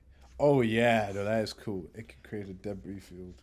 Yeah, this is where I feel like it kind of hit me, where it's like this isn't just supposed to be like, oh, what if the ship hits the station? This is what we could do, and this is what we're capable of, and this is what I think Yukimura is writing this story to For sure. to get in our heads, like especially in an age of where space exploration is about to sort of it's in its infancy and it's about to become a much bigger thing.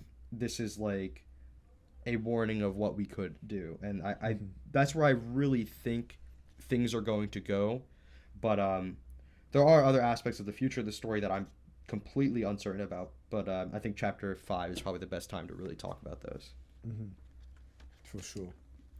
So should we move on to chapter 4 then? Yeah, I'm ready for it. We had this really cool moment where Yuri is talking to a Native American. And that was a PogChamp moment because I gasped. This was like, whoa! You're like, it's like you're like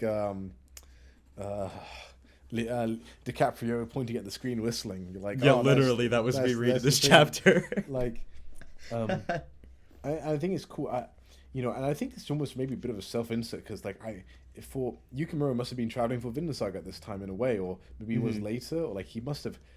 It shows you that he's been thinking about Native Americans way before this. And that appreciation was already there. Yeah, and like he definitely has like an international scope. Like what you'll see with maybe lots of anime and manga, like focused on Japanese high school, like stuff in Japan, stuff that people are, these writers are familiar with, which makes a lot of sense.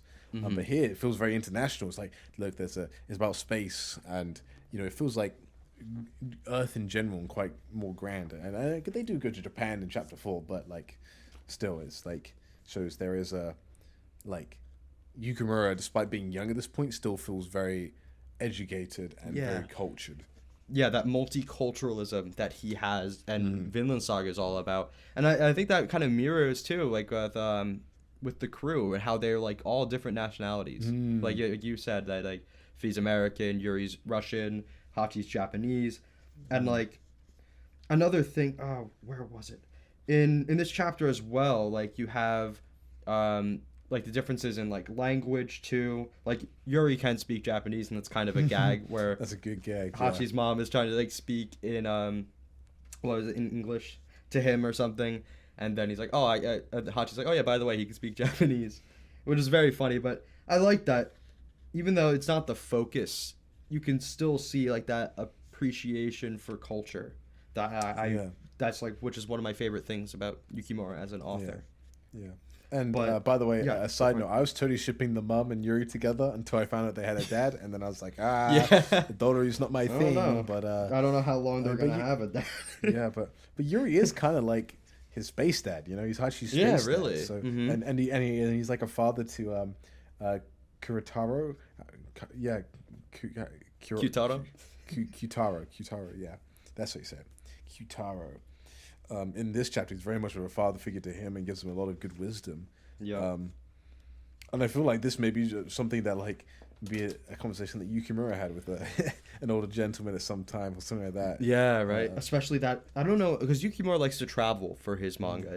I remember hearing a lot about like how he didn't write like the Greece arc in Vinland Saga because he didn't get the travel for it. Yeah. So I'm wondering if this is very inspired by like traveling in his younger days. this sort of idea of Yuri like coming across this man as he's, because they say it later, not in this introduction part where we first see the Native American man, but Yuri's essentially, he has this loss of direction in his life, and he's aimlessly wandering, trying to find answers, trying to find the truth, trying to understand, and that's where he finds this Native American man. And I think, I definitely think there's sort of inspiration there to personal experiences from Yukimura. I mean, obviously, whenever anybody's writing anything, their personal experiences are sort of being interpreted into their stories, no matter what. But I do wonder if there's like a very direct relation to an experience of his. Yeah, I wonder. But to talk a bit more, I think, about the introduction here to this chapter, we have Yuri talking to this man, and he says he's looking for a guiding light. So again, this theme of losing direction. And what's so interesting about this is that I wonder if, because here he was directionless, and then maybe when he finds his wife and he grows up, he sort of has direction, and that accident makes him lose it again. So we kind of see him, it's almost like, again, not a soft reset, but kind of having a very similar point for Yuri that we saw him in chapter 1 where he lacks direction. So I think Yukimura wanted to talk more about that idea, and this chapter does a good job of that, because like you said, I was going to mention this too, how chapter 1 feels like a Yuri chapter 2 feels like a Hachi chapter 3 feels like a Fee chapter, and now chapter 4 again feels like a Yuri chapter. So this almost feels like part 2 of chapter 1. And that seems like what this chapter is really all about, because at the end of chapter 1, Yuri gets the compass back. And that's not really him letting go. And that's why we have this chapter now where he sort of comes around again in full circle to being able to actually let go of that past now by the end of this chapter, which we can get a bit more into later. Yeah, I think there's some other things that I think are kind of interesting with what you brought up with, like, Yuri's not letting go, but like I'm not quite. I kind of lost my train of thought a little bit. Sorry. I know what you mean though, because he has changed. Yeah. Another thing actually I thought with Hachi, which I quite liked, is that he, it is kind of true. When you go back home, you do revert to your old roles. So when you're an adult, you kind of grow out. You become your own person, and it's easy for you when you go home. You kind of slot back in with what you're doing. I cook all the time for myself, but when I go home, I'm never cooking. It's always my mum, or or like your siblings. My sister's married now, but that doesn't change the fact that we kind of she goes back to like being my older sister and being a second mum to me, and I just become even more of a child than I already am. Kind of deal. And in this, like, Hachi is very different. Like, instead of being compared to Fee's generally kind of bullying him around, Hachi is shown to be kind of a bit pathetic in a way. Yeah, very aggressive and a lot less likable. Yeah. Next chapter I think does a better job of endearing me to him, but this chapter, that's a very good point of going back into your old ways. I felt like he had to become the older brother again rather than Hachi. Yeah. But that's a very good point. So yeah, I mean, let's talk a bit about this sort of general what's going on in this chapter. So they're back on Earth. We have Hachi and Yuri visiting Japan and seeing Hachi's family, and we're introduced to Hachi's mom, who she's awesome, I love her, and then but she's not very significant to this chapter because we have Kyotaro, Hachi's younger brother, who is really at the core of this chapter. And one thing I thought was really interesting about this, they look very similar, Hachi and his little brother. So Kyotaro is introduced with this accident of the rocket flying into the house, and this accident causes Hachi to get injured, and he gets a little band-aid on his nose. And this helps you differentiate between them That's a throughout great the rest point. of the chapter. I also love his jumper, like the, another thing. I love the outfits, the clothing in this is really cool. But I love his sweater or whatever that he bought because it's cold because it's Japan winter, and like he's mad that he's not in Florida. It's one of these things. But even Kyutaro's like school getup, like he's short, but he's still got this cool like aviator goggles and like tie as well. And you actually kind of see him at the end there not wearing those things. So he's kind of like grown up in a way. So like just showing like, just showing, their character growth as well. That last panel of him, he looks taller to me. I almost thought it was like later in time. I don't think it is. I think it is intended like Yukimura drew him looking very childlike throughout most of the chapter, and then he has this sort of maturing experience that Yukimura is able to draw him a bit more like upright, like shoulders broader kind of thing. But I don't think that's supposed to be like later, like I initially had thought. Dude, that picture of his goggles is so cool, where you can see the reflection in his goggles there. Oh, where are you talking about? So this is 190, right at the end there. Yeah. I love that little like, just really badass. And that's so cool. I didn't even notice that. That ship looks the same as the one that crashed. This looks like the same Concorde ship. So anyway, I'm not sure what maybe they're using it to. I do like the technology, like how it feels realistic but different. It feels like, yes, this is how our spaceships would look in the future. It's not super wacky. That's why, again, it doesn't feel sci-fi. It feels just like, I don't know. It's not, It's not your Star Trek or Star Wars. It's like, we're just a little bit in the future here. We're not that much in the future. So and it's not like what was Back to the Future, where I haven't actually seen the movie, but they kind of theorize we have flying cars or whatever. Right? Yeah, it doesn't feel like that, where they're trying to interpret the future to the extreme. This feels like a very grounded, like studied where we would be in time. And I mean, that's a theme of Yukimura in general. He's a very well studied author. He knows, like, if he's writing about something, he's dove into every single detail of it. Yeah, generally he's pretty good with it. Yeah, and I mean, like you see this with previous chapters. He talks about certain illnesses you get in space. You talk about how their muscles atrophy or they're born taller. Like he brings in these kind of ideas that if you're familiar with space, you're like I was like, oh yeah, I did know that you get taller in space. Or something like that. Like you kind of know these things. You're like, okay, that's cool that he's kind of tied it into the story and then made a character moment about that and made it feel like there's a reason why they're using this environment to tell the story. Similar to Vikings and Vinland Saga, there's a point of why he set this, the themes of the story up for this and the settings to help those themes. It's the same here.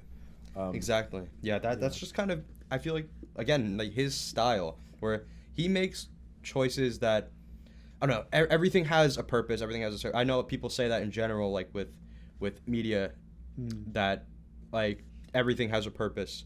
But with Yukimura, it feels like very exceptional, where nothing really feels like it is meaningless, and that's why chapter 3 stood out to me. But he kind of, I think, comes back into that, and it feels the chapter feels very much Yukimura. But one thing I wanted to talk about before we get into Kyutaro, because that's where most of my notes are. This is where we first hear about Hachi's dad. And so Hachi's dad is away from home. He's also an astronaut, and that kind of inspired Hachi, that inspired Kyutaro to sort of follow in those footsteps. But he's been, I think they say, on Mars in this chapter or something like that. So they haven't, Hachi says he hasn't seen him in 4 years. So he hasn't been completely gone, but I imagine Hachi may have saw him while in space. I don't think he's been home in quite some time. Yeah, and there's something about that. Like, that's why Yuri is such a good father figure, because Q hasn't, seen him in a long time, and has grown up a lot since he's last seen his dad, and he needs probably a bit of guidance, So yeah, exactly, an outside perspective, and so that's why it made this conversation look so good. And yeah, I just looking back to like where he's holding up oh, we need to talk, like at page 172, you know, Q is holding that up, and then you're like, oh yes, that's why we need the Band-Aid to. That's such a good point. They need a Band-Aid to distinguish between the two. That's such a good thing to notice. I love that. And it's literally Q-Taro's introduction that causes the Band-Aid to. I thought that was such a fun detail. Yeah. But just to close off, I guess, on the dad, again, he's been away from home. It's like forgetting about what's important once again. That True. Directionlessness again, home again. So that's why I thought the compass was the best way to start the discussion, because it seems like that losing home and forgetting about home is so important to this. And again, the environmentalism playing into that. If we forget about our home, we're not going to treat it well. We're going to destroy it. And this chapter talks about the idea that Earth, space, they're all the same. It's all the universe, and it's our home, and we need to take care of it. I will keep going ahead of myself, but let's talk about Q-Taro. What are your thoughts on him? I find it like the initial, you know, as I said earlier, the initial rockets flying in there a bit jarring. But once Yuri comes into the picture, I found him really, you know, like by the end of the chapter, I really liked him. I was very endeared to him by the end. I was excited to see him come up. I like how he beat up his brother because of the space atrophy. That was funny.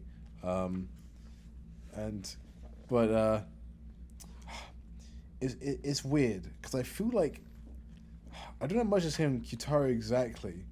So maybe you want to say more. I have more stuff to say on Yuri and maybe what. Definitely more to say on Yuri. I do feel like he kind of leads into Yuri, so that's why I wanted to start with him. Yeah. But he's essentially like a young engineer, and he's dreaming about space, and he has Hachi kind of calls him out on it, how he has this sort of kind of ignorant idea of space because he doesn't really get it. He's a very smart kid, and he's able to do some incredible things, but he doesn't have that adult perspective of space, and that kind of plays into like Hachi's loss of excitement. You know, he's very much like a mirror of young Hachi looking up and having these dreams, and Hachi's sort of kind of putting him down for it a bit, trying to temper his expectations in a way. But then you have Q-Taro calling Hachi out on like just being basically like a janitor up in space, you know, and he's not adventuring, and that like plays into the whole Jupiter mission idea, and Hachi's kind of the reignition of his energy towards his dreams of exploring and doing something and having that like solid direction. But what really makes Q-Taro interesting though is having his interactions with Yuri. And to start with Yuri, one of my favorite moments in this chapter that's sort of low key is when he's at the table, and I think, let's see, the whole language thing plays into him mentioning that his wife was Japanese, and then mentioning that she passed away. And whereas in chapter 1 we had Yuri was very like, he was not talkative, he would never have a deep conversation with you, he'd have like these kind of one word exchanges. Now he says, I'm able to talk about it now, and I love that little panel. He's just smiling. It's like, yeah, I'm okay, I can talk about this, it's all right. And I love that. And then we essentially are kind of left to simmer on that, of seeing he's now a very different person after the events of like chapter 1, because he hasn't really been the focus since then, even though we have seen him like on the ship with his crew, like kind of having banter, you know, having conversation and becoming a, like you said, like a father figure to Hachi. Whereas I think in chapter 1 Yuri was more of a kind of enigma to them, and that relationship has changed as he's grown. But where we really get to understand Yuri's new perspective on life is how he interacts with Q-Taro. So Q-Taro goes out and he has these rockets that he's been building, because again, smart kid, he's like an engineer, and he's trying to launch. Is this a Hild reference? Is this a Hild reference? But he's launching the rockets into space, and he keeps messing up, keeps making these like mistakes where something's off, like the navigation system didn't work properly or something like that. It doesn't have direction. Oh, now you're doing it. Oh, I'm doing it, boys. And then he gives Oh, it the that's compass so and it has good, direction. actually. Oh, at the end, he gets... Dude, He gets that's direction so from the good. compass. Come on, come Let's on. go. Oh my god, that's so good, actually. But, yeah, so Yuri actually properly introduces himself to Kyutaro when he goes out to Kyutaro's workshop. And Kyutaro's just showing him the rockets and stuff, and Yuri's, like, talking to him about, like, the engineering stuff. And then they're going to do, like, a test run of it, basically. And this ends up going wrong again. And real quick, I'm just kind of going through it as I'm talking about it, and there's this one panel on what page is this? 162. And he's like, "Yeah, go, go, go!" And like the look on his face is so funny when they're launching the rocket. Oh yeah. Oh, I can hear it. Yeah. Oh yeah. Go, go, go. I also love when they're like, it's like, whoa, it dropped out. A piece dropped out, and then he like turned around and like, oh, and then they're running away from it. Like, it just doesn't feel like Yukimura. This is like such a comedic panel, but like I don't know why. Just like it feels like almost like I don't know, something at the start. It looks like maybe like a Spike's Family panel or almost like Gurren Lagann in a way. Maybe that's what I'm thinking of, Gurren Lagann. Yeah, because of the goggles. On I could definitely see that. Yeah, I don't know. There's something about that. The panel on the, what is it? 163. Them running away. I don't know. It feels Yukimura. Like when I think of Yukimura, kind of drawing something not so serious, like action that isn't very serious. This is kind of the thing I would think of. Yeah, true. I can't think of a Vinland Saga moment that this reminds me of, but for some reason it feels Yukimura to me at least. Yeah. But this moment caused that piece of the rocket that came off. It hits Yuri's jacket, and we see it broke the compass. And Kyutaro asks him if it's important, and I love when Yukimura does this. He has like this. He doesn't just jump right to Yuri saying not really. Yeah, he takes a bit of time. Has this transition panel of him like thinking, this moment of introspection. I really love it.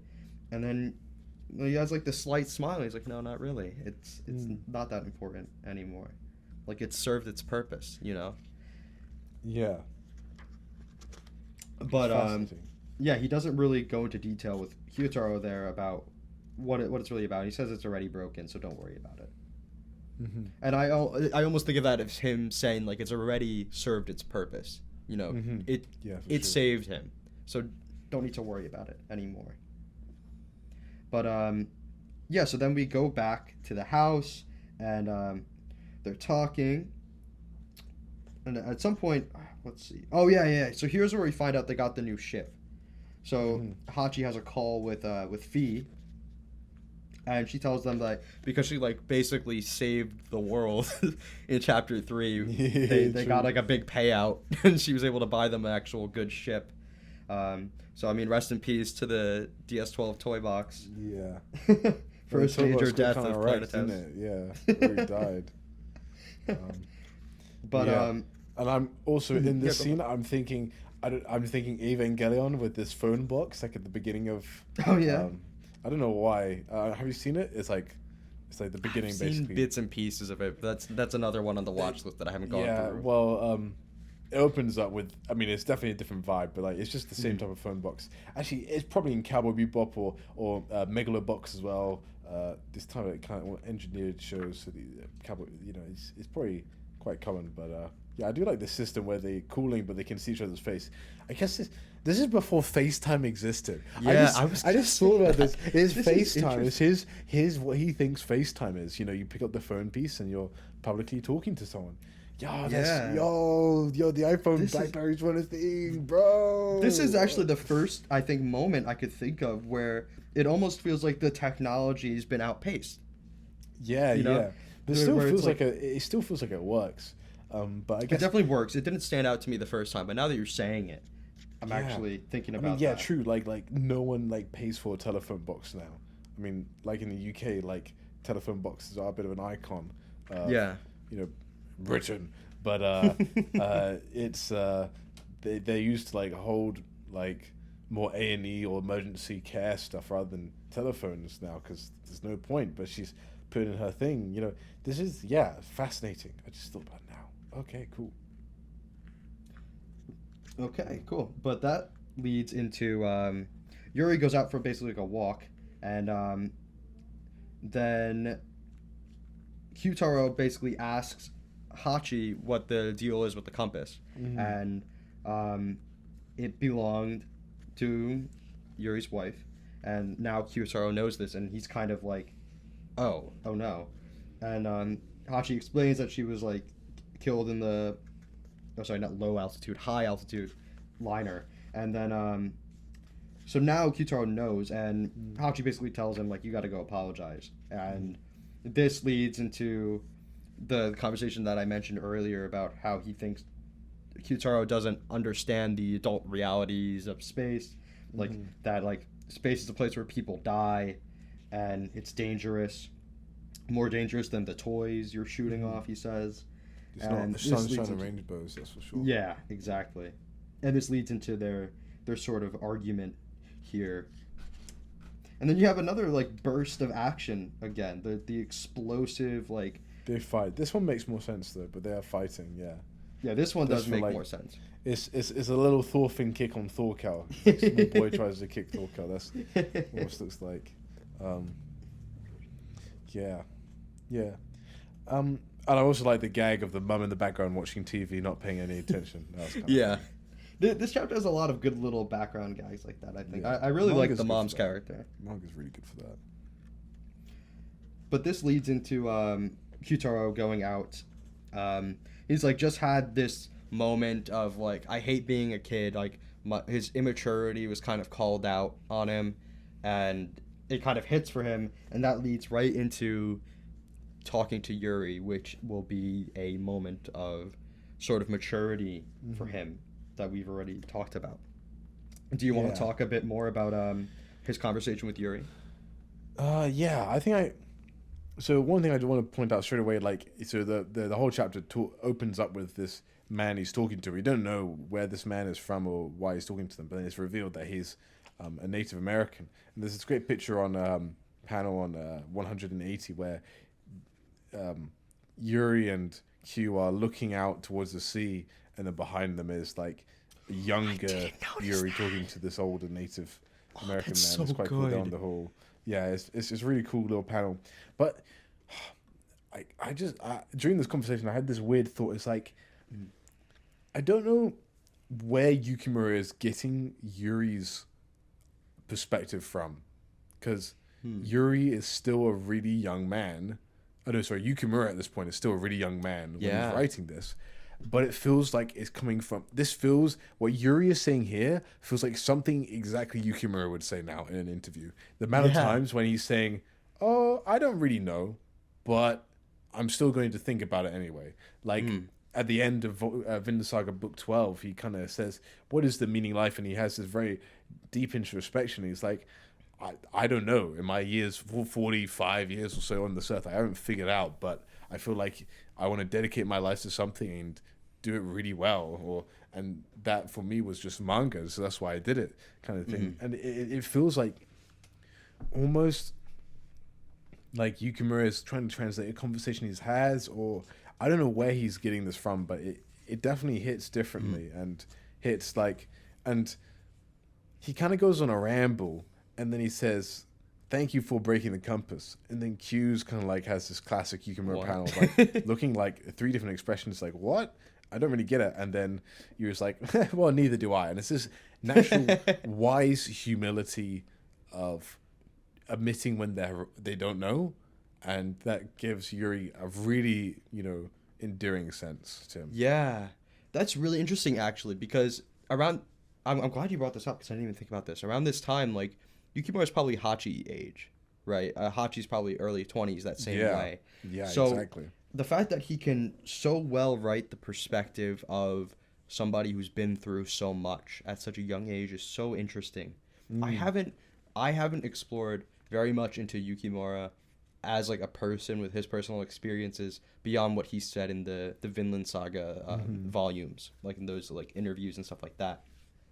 So that is really interesting. I do wonder where this is coming from for him, but they do something in the introduction that's really interesting. Because you mentioned, I think, not really knowing where they are. Let's see, because I like this way that they establish. Well, Yukimura establishes a sort of sense of place here, because when Yuri asks where, no, sorry, the Native American man asks where are you right now, and Yuri essentially tells the reader where they are in Oh, a true. sort of growing scope where he's like, okay, we're at a Indian reservation in New Oh, Mexico, true. United States of America, Yeah, the West, and then it just kind of grows out and out and out, and Mm-hmm. then that culminates in Yuri saying, well, we're on Earth, and then he says, well, we're also in outer space, and that is what this whole conversation comes to. And True, true. you said too before that he has this sort of rambling, and it took me I read through this just stretch of rambling so much because I really wanted to understand what he was getting at, and I felt like of all the points in this volume, this was probably the hardest for me to decipher. Maybe chapter 2 with Nono, it took me, and like Nono and Roland, it took me a bit to really take in what was being said. Like I definitely didn't catch most of it on the first read. But this one, I felt like I really wanted to understand why he gets to the point where he says, and so thank you for breaking up the compass. Because I wanted to connect the dots there. And I think I get it. But what is your perspective on that, about how this stretch of conversation leads to the compass? I mean, I haven't thought about it a ton, but I think to him, the breaking the compass to him reminded him that he doesn't care about it any longer. Like he kind of forgot about it, but he just kept it with him. But he didn't need it with him because of what he went through in chapter 1. But it still was with him, and it kind of almost reminded him like it made him realize that, oh, this is broken, and I don't care about it. Like he thinks about it, and he says, Yeah. oh, did it mean a lot to you? And he says, or does it mean a lot to you? And he's like, huh. No, not really. You know, like that's kind of my perspective on it. So he's trying to figure out maybe why he doesn't care as much about it anymore, but there is this interesting sense to it. So yeah, I think That's what I interesting. got from it was that, like I said before, him getting the compass back is what gave him direction back to home. And right above where he says, so thank you for breaking the compass, we have the panel of him laughing with Hachi and Fee. The it was a great compass, panel. that's his home. They are Yeah. his home now. He's been doing this job for so long, and 6 years, it's yeah. just been a job. That's his family. But this is his family now, and the compass, finding the compass helped him find that. So now he has his direction, and that's why he doesn't need it anymore. And he needed to, I think, have that compass come back to him to really understand what the Native American man was telling him, where this is where it got so difficult for me, because I definitely felt like I understood that, like, they are his home now, like that's where the compass pointed for him. But how does the conversation about the border between Earth and space play into it? I think That's where I'm almost stuck. I have some notes, but I need to with home, to refresh myself. like Home. maybe with the border in Earth and space, like he realizes space can also be his home in a way, like kind of like Hachi, where like with his wife before he thought, oh, I'm meant to live with my wife and I'll go out there and find that compass and I'll come back down home to Earth. But then he Yeah. got the compass Yes. and he's like, Oh, I don't want to leave, like this is my home now. And I think it's interesting with the direction he talks about, I was confused, I was young and confused, I didn't know what to do with myself, my mind was just swimming and I couldn't figure out anything. Who was I wanted to be with all this stupid stuff you get obsessed as when the whole world is open to you. What is good and evil? What is dedication? What is duty? A real chicken and egg type philosophical conundrums. And I think this is almost like what Yukimura is going through now when he's writing this. I feel like Yukimura always strikes me as someone, I mean, as someone who's definitely had a lot of introspection. You know, he talks about like how he came with Canute's philosophy of like what is discrimination and it's the opposite of love. What is the opposite of love is discrimination. He's kind of just like had a shower thought one day and managed to interweave it as a theme. And so for a while he was walking Earth and trying to find his direction. He found his wife, which was his direction for a little bit, and then he lost that, and then now he's found his family on the ship, which is this new direction after the compass. I'm glad you brought up the thing he said about how he planned to return to Earth after getting the compass, because he thought Earth was home. He thought that was the direction to home. And then he gets the compass, and then he realizes, oh, Earth. Like, he thinks about the conversation with the man. He's like, oh, Earth, space. Like, these are just names for just one big whole universe. The idea of returning to Earth and leaving space was a flawed one from the start, because they're one and the same.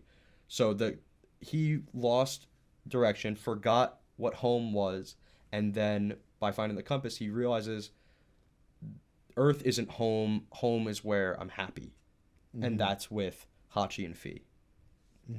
So that was the conclusion I came to. I needed to come to it again a little bit there, because that's fine. I wrote so much. I wrote basically like a little essay for my notes here. I think that's probably the problem with my notes this time. I wrote it like I was just gonna be almost like a script.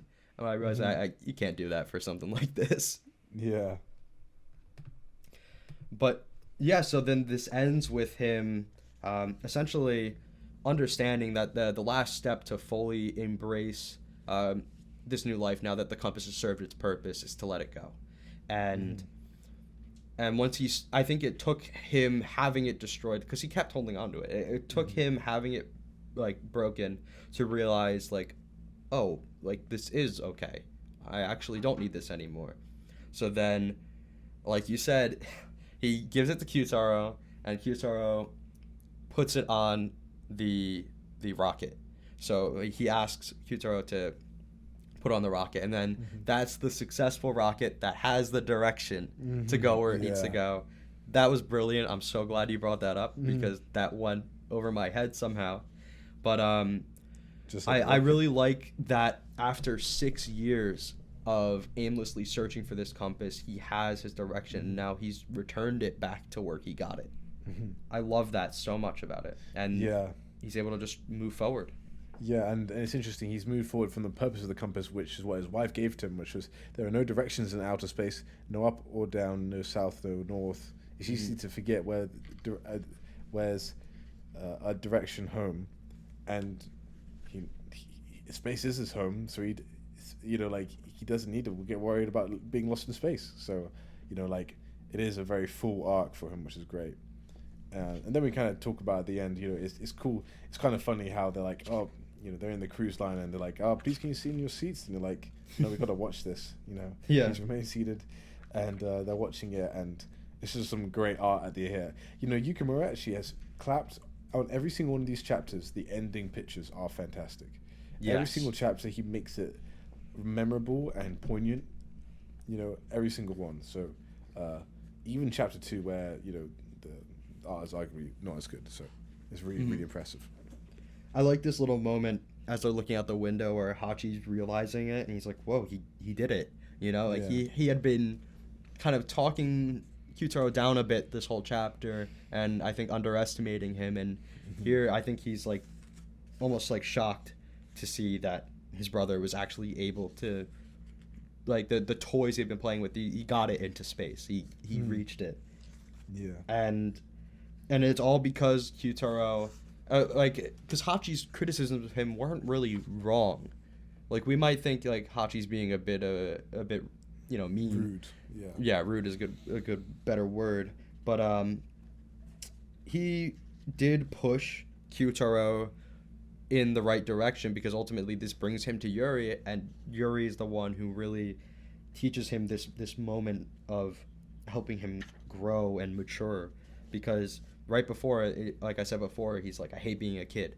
And this moment is sort of his transition, again, like the idea of leaving the cradle, like I brought up before. And yeah, that's just another moment I think of it, each chapter being a sort of microcosm of that idea of that I brought up from the beginning of the directionlessness, finding home, understanding where you need to be, and this like just maturing.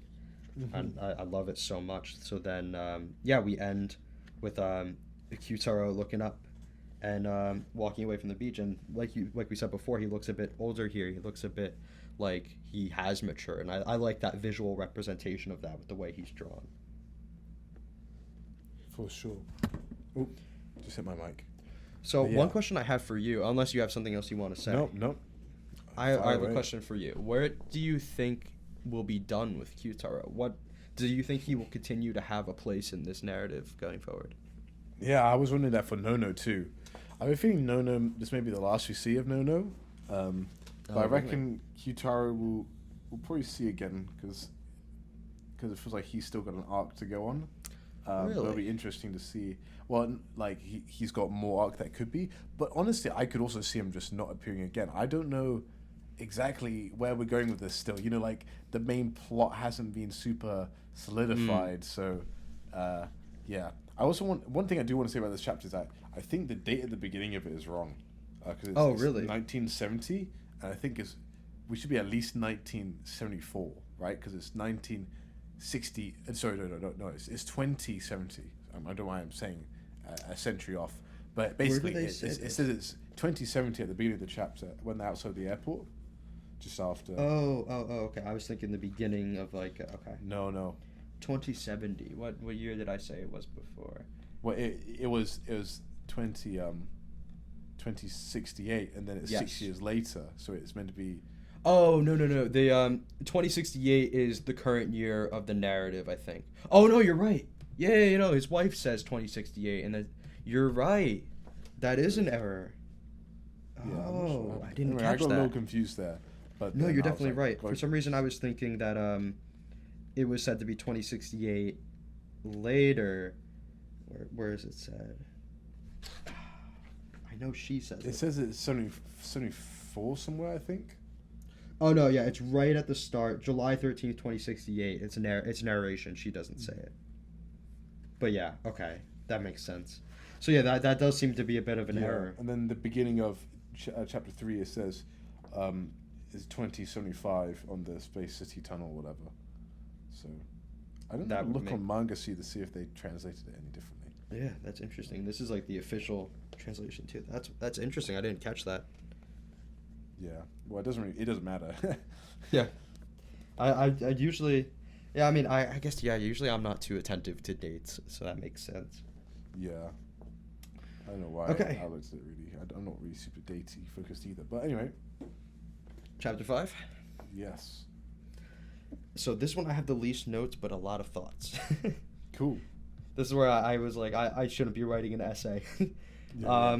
So this does seem to be, like we said before, continuation of what was sort of started in chapter 2.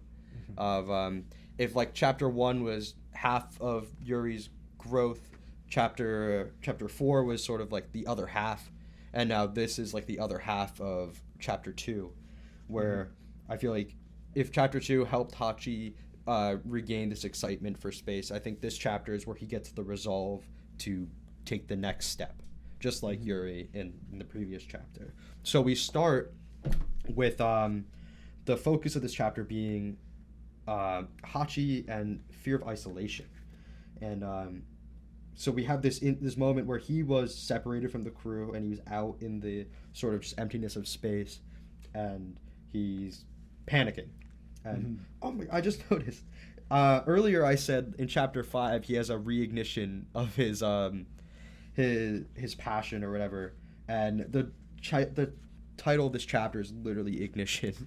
Oh, nice. Yeah, true. That's cool. But yeah, so it's about his isolation. So one thing that I want to ask you, because I'm still a bit unsure about it, I don't know if this chapter is saying like that moment where he got separated is what started his fear of the isolation, or if that's something he's always had and he didn't know. I think it's the former. I think it's just this one time, like he was so confident in space before, and then like he has this like debilitating, like this traumatic experience, which is kind of interesting because it doesn't really focus much on it. It just has the title card and kind of just moves past it. Mm-hmm. And this is one of those things with this so far, that the pacing does seem on the faster side almost at all times. Like you could, like you talked about earlier, that this whole Yuri arc could be like a whole manga or something like that, you know, and all that. Like, this feels like they skipped a traumatic moment to kind of get to the meat faster. And I think it mostly works, but it'll be maybe interesting to see if they do something a bit more long form later down the line. Yeah. Or maybe if Yukimura just keeps up the style. So I think that's where it's going, though. I think this is kind of like, again, the Vinland arc in Vinland Saga, where it's laying the groundwork with these episodic chapters that have their own self-contained narrative, and then it'll eventually, once the main, I assume the Jupiter mission is sort of the main thing, once that starts, then we're going to be on that ride. And probably for quite some time. That's what I'm expecting here, at least. True. But stay on this chapter, though. I really like how Fee is used at the start here. I really like when you have a character like her, who seems to be the comedy character, have a moment where they are vulnerable. And For sure. I'm gonna keep talking about Vinland Saga, but that moment in Baltic Sea where Bug Eyes is asking Thorfinn to go save Leaf, and he has that moment of like seriousness that we never get from him, and here like she is like really genuinely upset and distraught because she blames herself as the captain of the ship for losing It's her job Hachi to there. keep them safe. Exactly. So she feels that personal responsibility, even if like it wasn't technically her fault, and it would have caught anyone off guard. She's like, it shouldn't have caught me off guard. Like, it's her job. I mean, Hachi went against protocol, she says. Yeah, she does say that later. I think that's interesting when it's revealed that he's like fine. Then she's like, "It's your fault. Why did you?" You know, she like she made mistakes too. Everybody's kind of been at error here. Yeah, she made a miscalculation.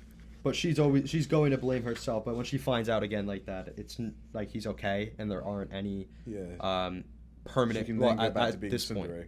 Yeah, she goes back. She falls back into that exactly. Yeah.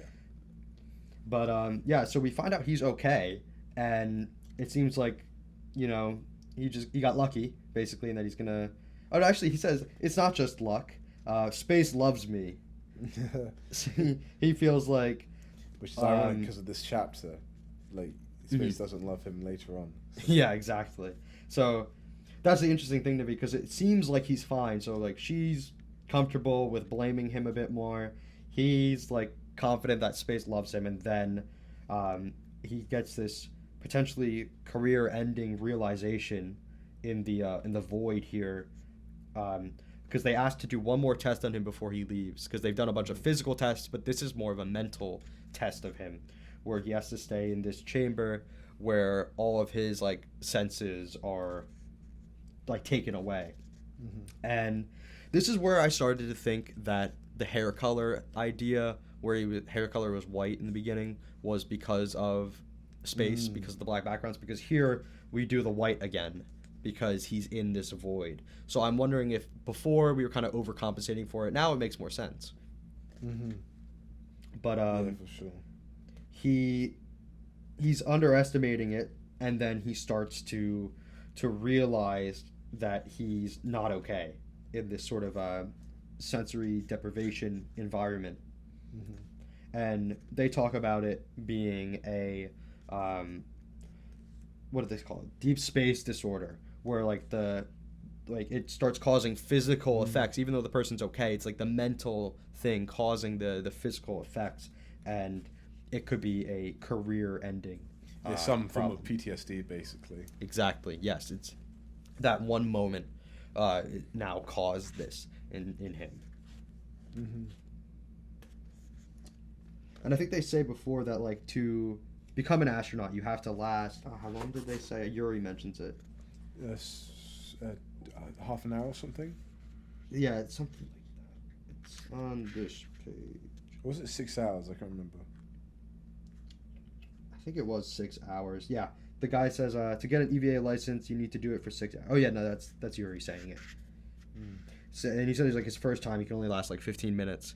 So that's something like everybody initially has a problem with this, and then they grow past it. But he's Hachi's been kind of thrown back into that exactly. And I mean, just the whole you know, shooting and pictures and the art surrounding this kind of feeling makes it very visceral. And it even changes art styles a few times. Like when he says, "I said shut up," it's like just like this flaming hot. Yes. I don't know. There's definitely something probably like in Vinland Saga, but it's just so scratchy. It's almost a bit, almost a bit like a few Berserk panels I saw earlier in the Black Swordsman arc. It's interesting thinking about two titles that people compare a lot and seeing their earlier work. Yeah. Speaking of that, I said shut up page. That the bottom panel on that, the headbutt, that reminds me so much of the Garm headbutt. yeah, true. Yeah. Like the hair back like that too. Yeah, it's so similar. Classic. And the Ascalon headbutt as well. But so yeah, getting back into this, Hachi is basically saying like the doctors don't know what they're talking about, that he's fine. He's pretty angry about it, probably because he kind of knows that it's true. Yeah. That he has an issue. He's in denial. Yep, exactly. And he keeps trying again, and I really like this panel. What page is it? There's so many like pages with full art on it that I don't have the page numbers, but it's just him in like his very basic outfit floating in space. Oh yeah. I really love that panel. It's in page 206, I think. Yeah, that would be the one. Oh wait, no. Hold on. 9, 10, 11. I think it's 212. 212. Is it after the headbutt or before? Before the headbutt. So that's 17, 16, 15, 14. Because the headbutt is 12. Yeah, 12. There we go. But I counted forward, so we have 9. Oh, sorry. 9. Yep. Sorry, I was saying, it's 12, 212. Yeah. But, so yeah, while he's in this deprivation thing, he sees basically himself in the astronaut gear. It's like almost like his dream self, like the person he is looked up to be since he was a kid. And he's calling himself out on wanting to be sick. Like, this isn't him actually having... Well, it is because of the trauma of it, but he's basically telling himself, like, no, you want this to be true because you're scared. You want to go back to Earth. It's the perfect excuse. Like, you have such a good reason here. And that calls back to chapter 2, where, like, the broken ankle, where he could have gone back to Earth to recover, but he gets this motivation to stay there and recover on the moon instead. And here he has another excuse where everyone's already telling him, like, this could be career ending. But he sort of gets angry at himself for this because, again, he knows it's true, and he's having this sort of self-doubt and this loss of like passion and because of all the fear and the trauma of that moment.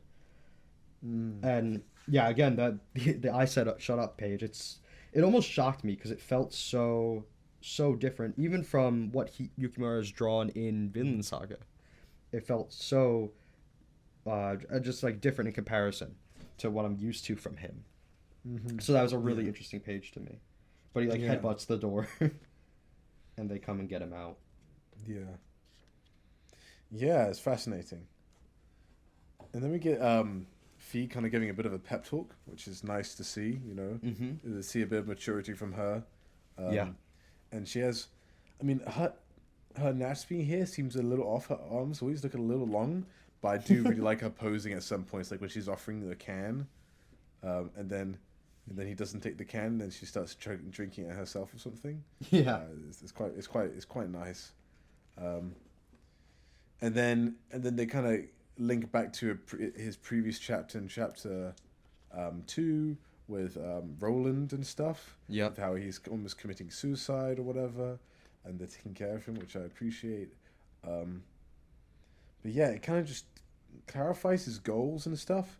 And then an interesting thing happened, which I haven't really thought about, but he gets electrocuted by the ship.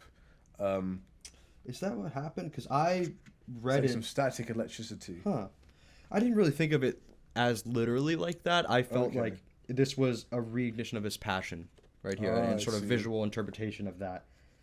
Because yeah, we have like Fee telling him like you could go back to Earth, and again calling back to chapter 2, like where he sort of got the resolve to stay up here, and yeah, like you said, going out into the surface, sort of reflecting Roland, and then Yuri has an idea to help him because Hachi's afraid that if he goes back to Earth, he would never come back, and Yuri decides to show him a ship.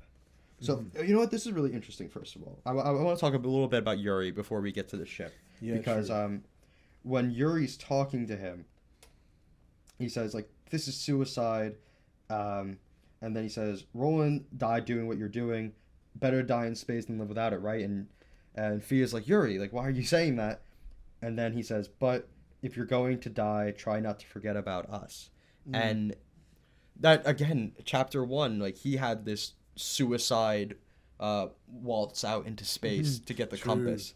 And now this is him, like, you know, he sees himself in Hachi here. Yeah, exactly. He's like, I forgot about you guys when I was going suicidal.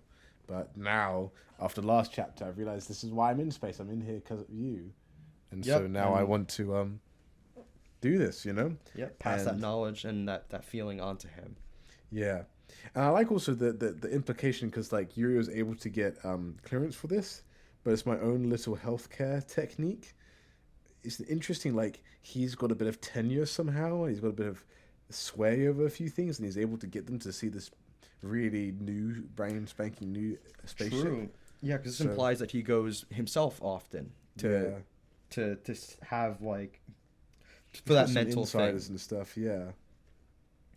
But yeah, he brings Hachi and Fee to the ship, and he says this always gives him the kick he needs. You got to remember that we're all part of something larger than ourselves, and that's like almost all of what chapter 4 was about for him. So that it's realization of so yeah, it was a spark of motivation. You say, okay, that makes a lot of sense. Oh, you're right. They literally say spark of motivation. Yeah. Oh no, they don't. Oh yeah, he just says the kick. I thought you said that they actually said spark of motivation. Oh no. Which would be funny. But yeah, no, that's exactly how I interpreted it. The ignition, like the chapter title. But this spread of the ship when they're all standing by it, I really love this. Yeah, it's this really is cool. such a well. And I love the panel. expressions too. Like Yuri's like normal, and the other two like looking up. You know. Yeah. It's just so well drawn. It's like so straight and like really well done. You know. This is where I feel like the characters here they're drawn. It feels like they've gotten less cartoonish already at this point. Yeah, his and art's I really really better. like that. But I just all the detail on that ship, man. It's absurd that Yukimura drew this. I do wonder like how long between last chapter and this chapter was, because this panel has so much detail. And they talk about all the engineering of the ship and all of the technology in it. And as they're talking about this, Hachi's just like enthralled with it. Yeah, for sure. And then then he kind of goes back and he thinks back. He goes back to his alter ego, I guess, and he starts talking to it, and he's like, he's just in awe, you know. He's like, "Oh, so what's on your mind?" And he's like, "Oh, well, nothing really is on my mind, because I'm just in awe of this massive feat of accomplishment." And he's like, you know, and then he thinks about it, it's like, he kind of realizes that lying to yourself is a good way, you know?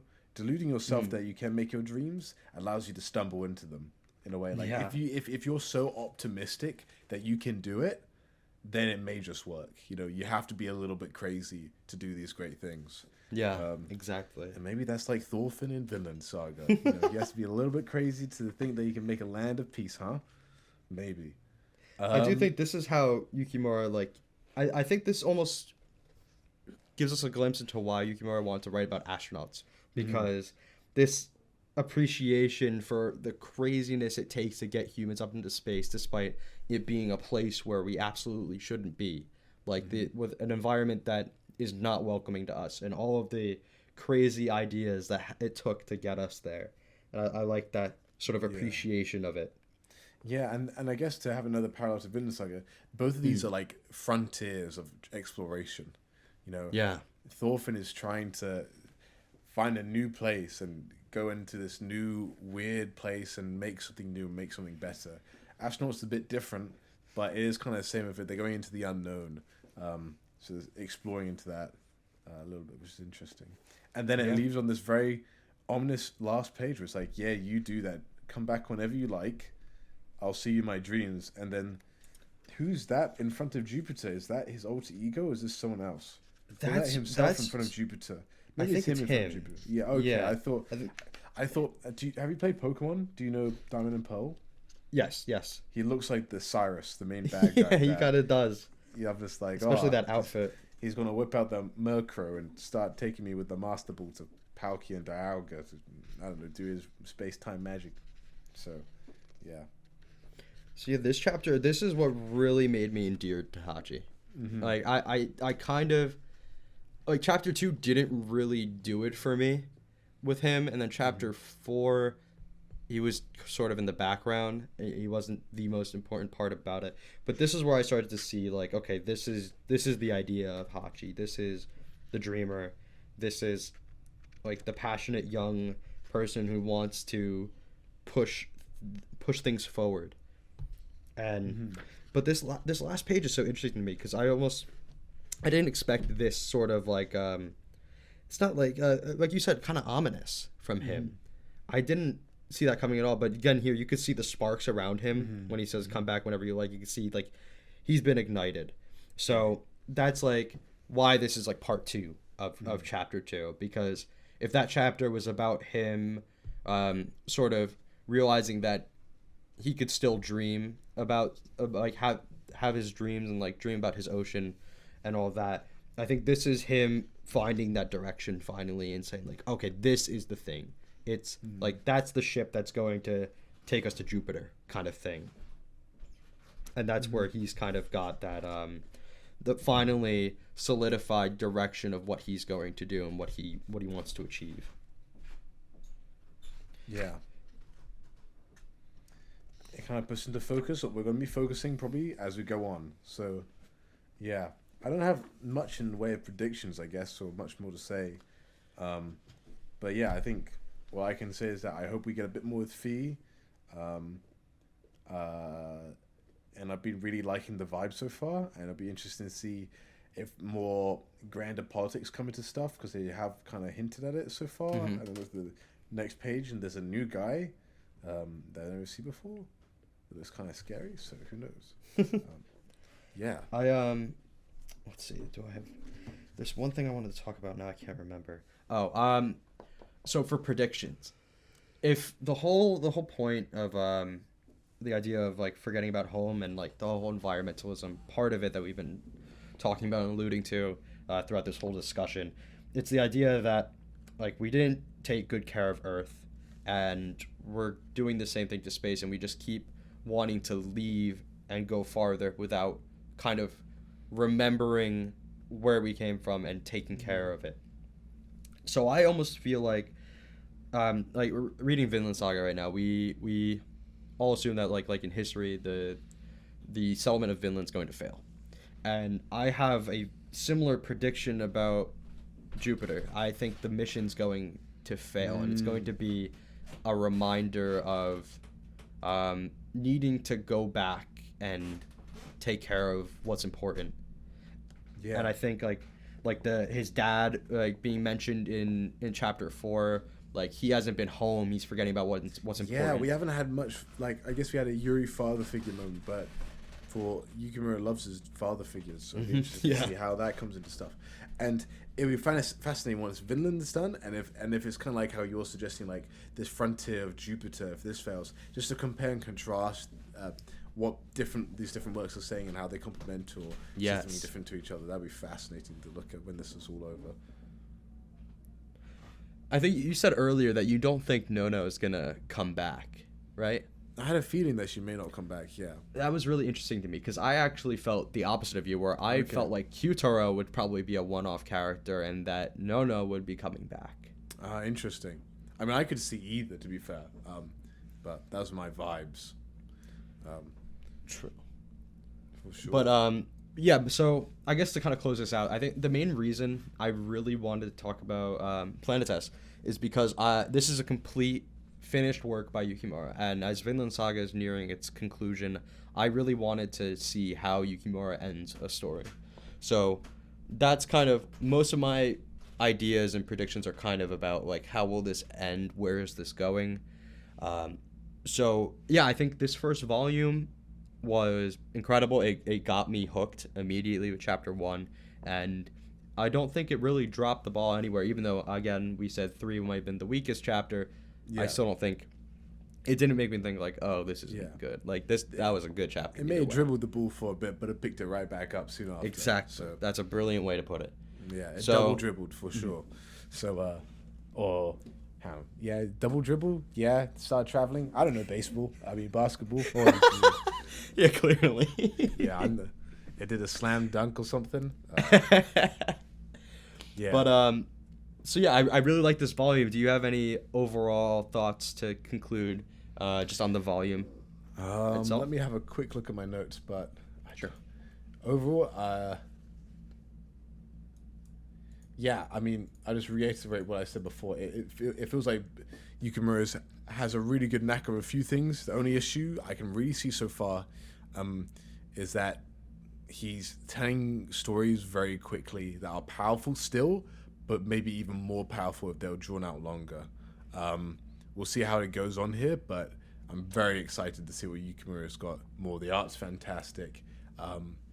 There's been a few, genuine errors that but they're not really impacting. Like they've changed the hair color or the dates are wrong. But honestly, I don't know if you've gone all the way through this and not started reading, but if you haven't read it and you're at this point in the video, I definitely highly recommend it. Particularly if it at all sounded interesting to you, I definitely recommend it. Just blitz through it. It's a good time before bed for sure. So, absolutely. So yeah, I'm hoping for next volume. Now that all the groundwork has been laid, this will be sort of like I said with Vinland Saga, where there's like these episodic setup chapters that lead into a cohesive arc. I feel like now that the eyes have been set on the Jupiter idea, the Jupiter mission for Hachi, that's where we're gonna kind of lead into for the next chapter and progress a bit more linearly, without hopping across like time skips a little bit. Mm-hmm. But I'm really looking forward to that. I want to see where this goes, because I just have so much respect for Yukimura as an author that I know there's going to be more meat here, and it's almost like torture to have read 5 chapters and then sit on that, because I didn't want to have future knowledge before we did this recording. Yeah, for sure. So I'm just excited to see what's next. Yeah, me too. All right, then I think we're good to wrap this up. Yes. I was joined by Jarkey Bacon here. Ooh, it's me. Go check him out, absolutely. I'm pretty sure anybody who watches my channel has to know about Jarkey Bacon. At this point, he's the Vinland guy on YouTube. So absolutely go check him out. And if you're somehow stumbling upon this video without seeing any of mine, I do monthly reviews of Vinland Saga chapters as they're coming out. So definitely, if you're into sort of long-form discussion kind of content like this one, definitely check those out, because, Yukimura is a brilliant author, and I always have a lot to say about that. Mm-hmm. But, do you have any closing thoughts? No, but if this video comes out before the 19th of November, get your popcorn ready, because hopefully I would have finished a big YouTube video project by then. So that I've been working on since the end of March this year. So yeah, just gonna show a bit more for you. Definitely go. Yes, go subscribe, hit the notification bell, ring, ding, get ding. ready. It's me. Subscribe to all of us, I guess. Yes. Cool. And we'll be back. Not sure if we'll make this a weekly thing or how we're going to do it. This discussion was quite long, actually. Yes, I think we'll probably talk about how we want to approach it again. If people have things that they... Because we did kind of go a bit off rail early on, so maybe if we just dive into chapters straight away and just... Yeah, I think the preface of this discussion definitely took a lot of time. So now that we've had the establishment of our ideas and how we're going to structure things, I'm hoping the next one will be sort of jump right into it. Yeah, we're learning, so give us a bit of grace. Yeah. Okay, then that'll do it. Thank you everyone for watching, and we'll see you in the next one for Volume 2. Bye. Bye.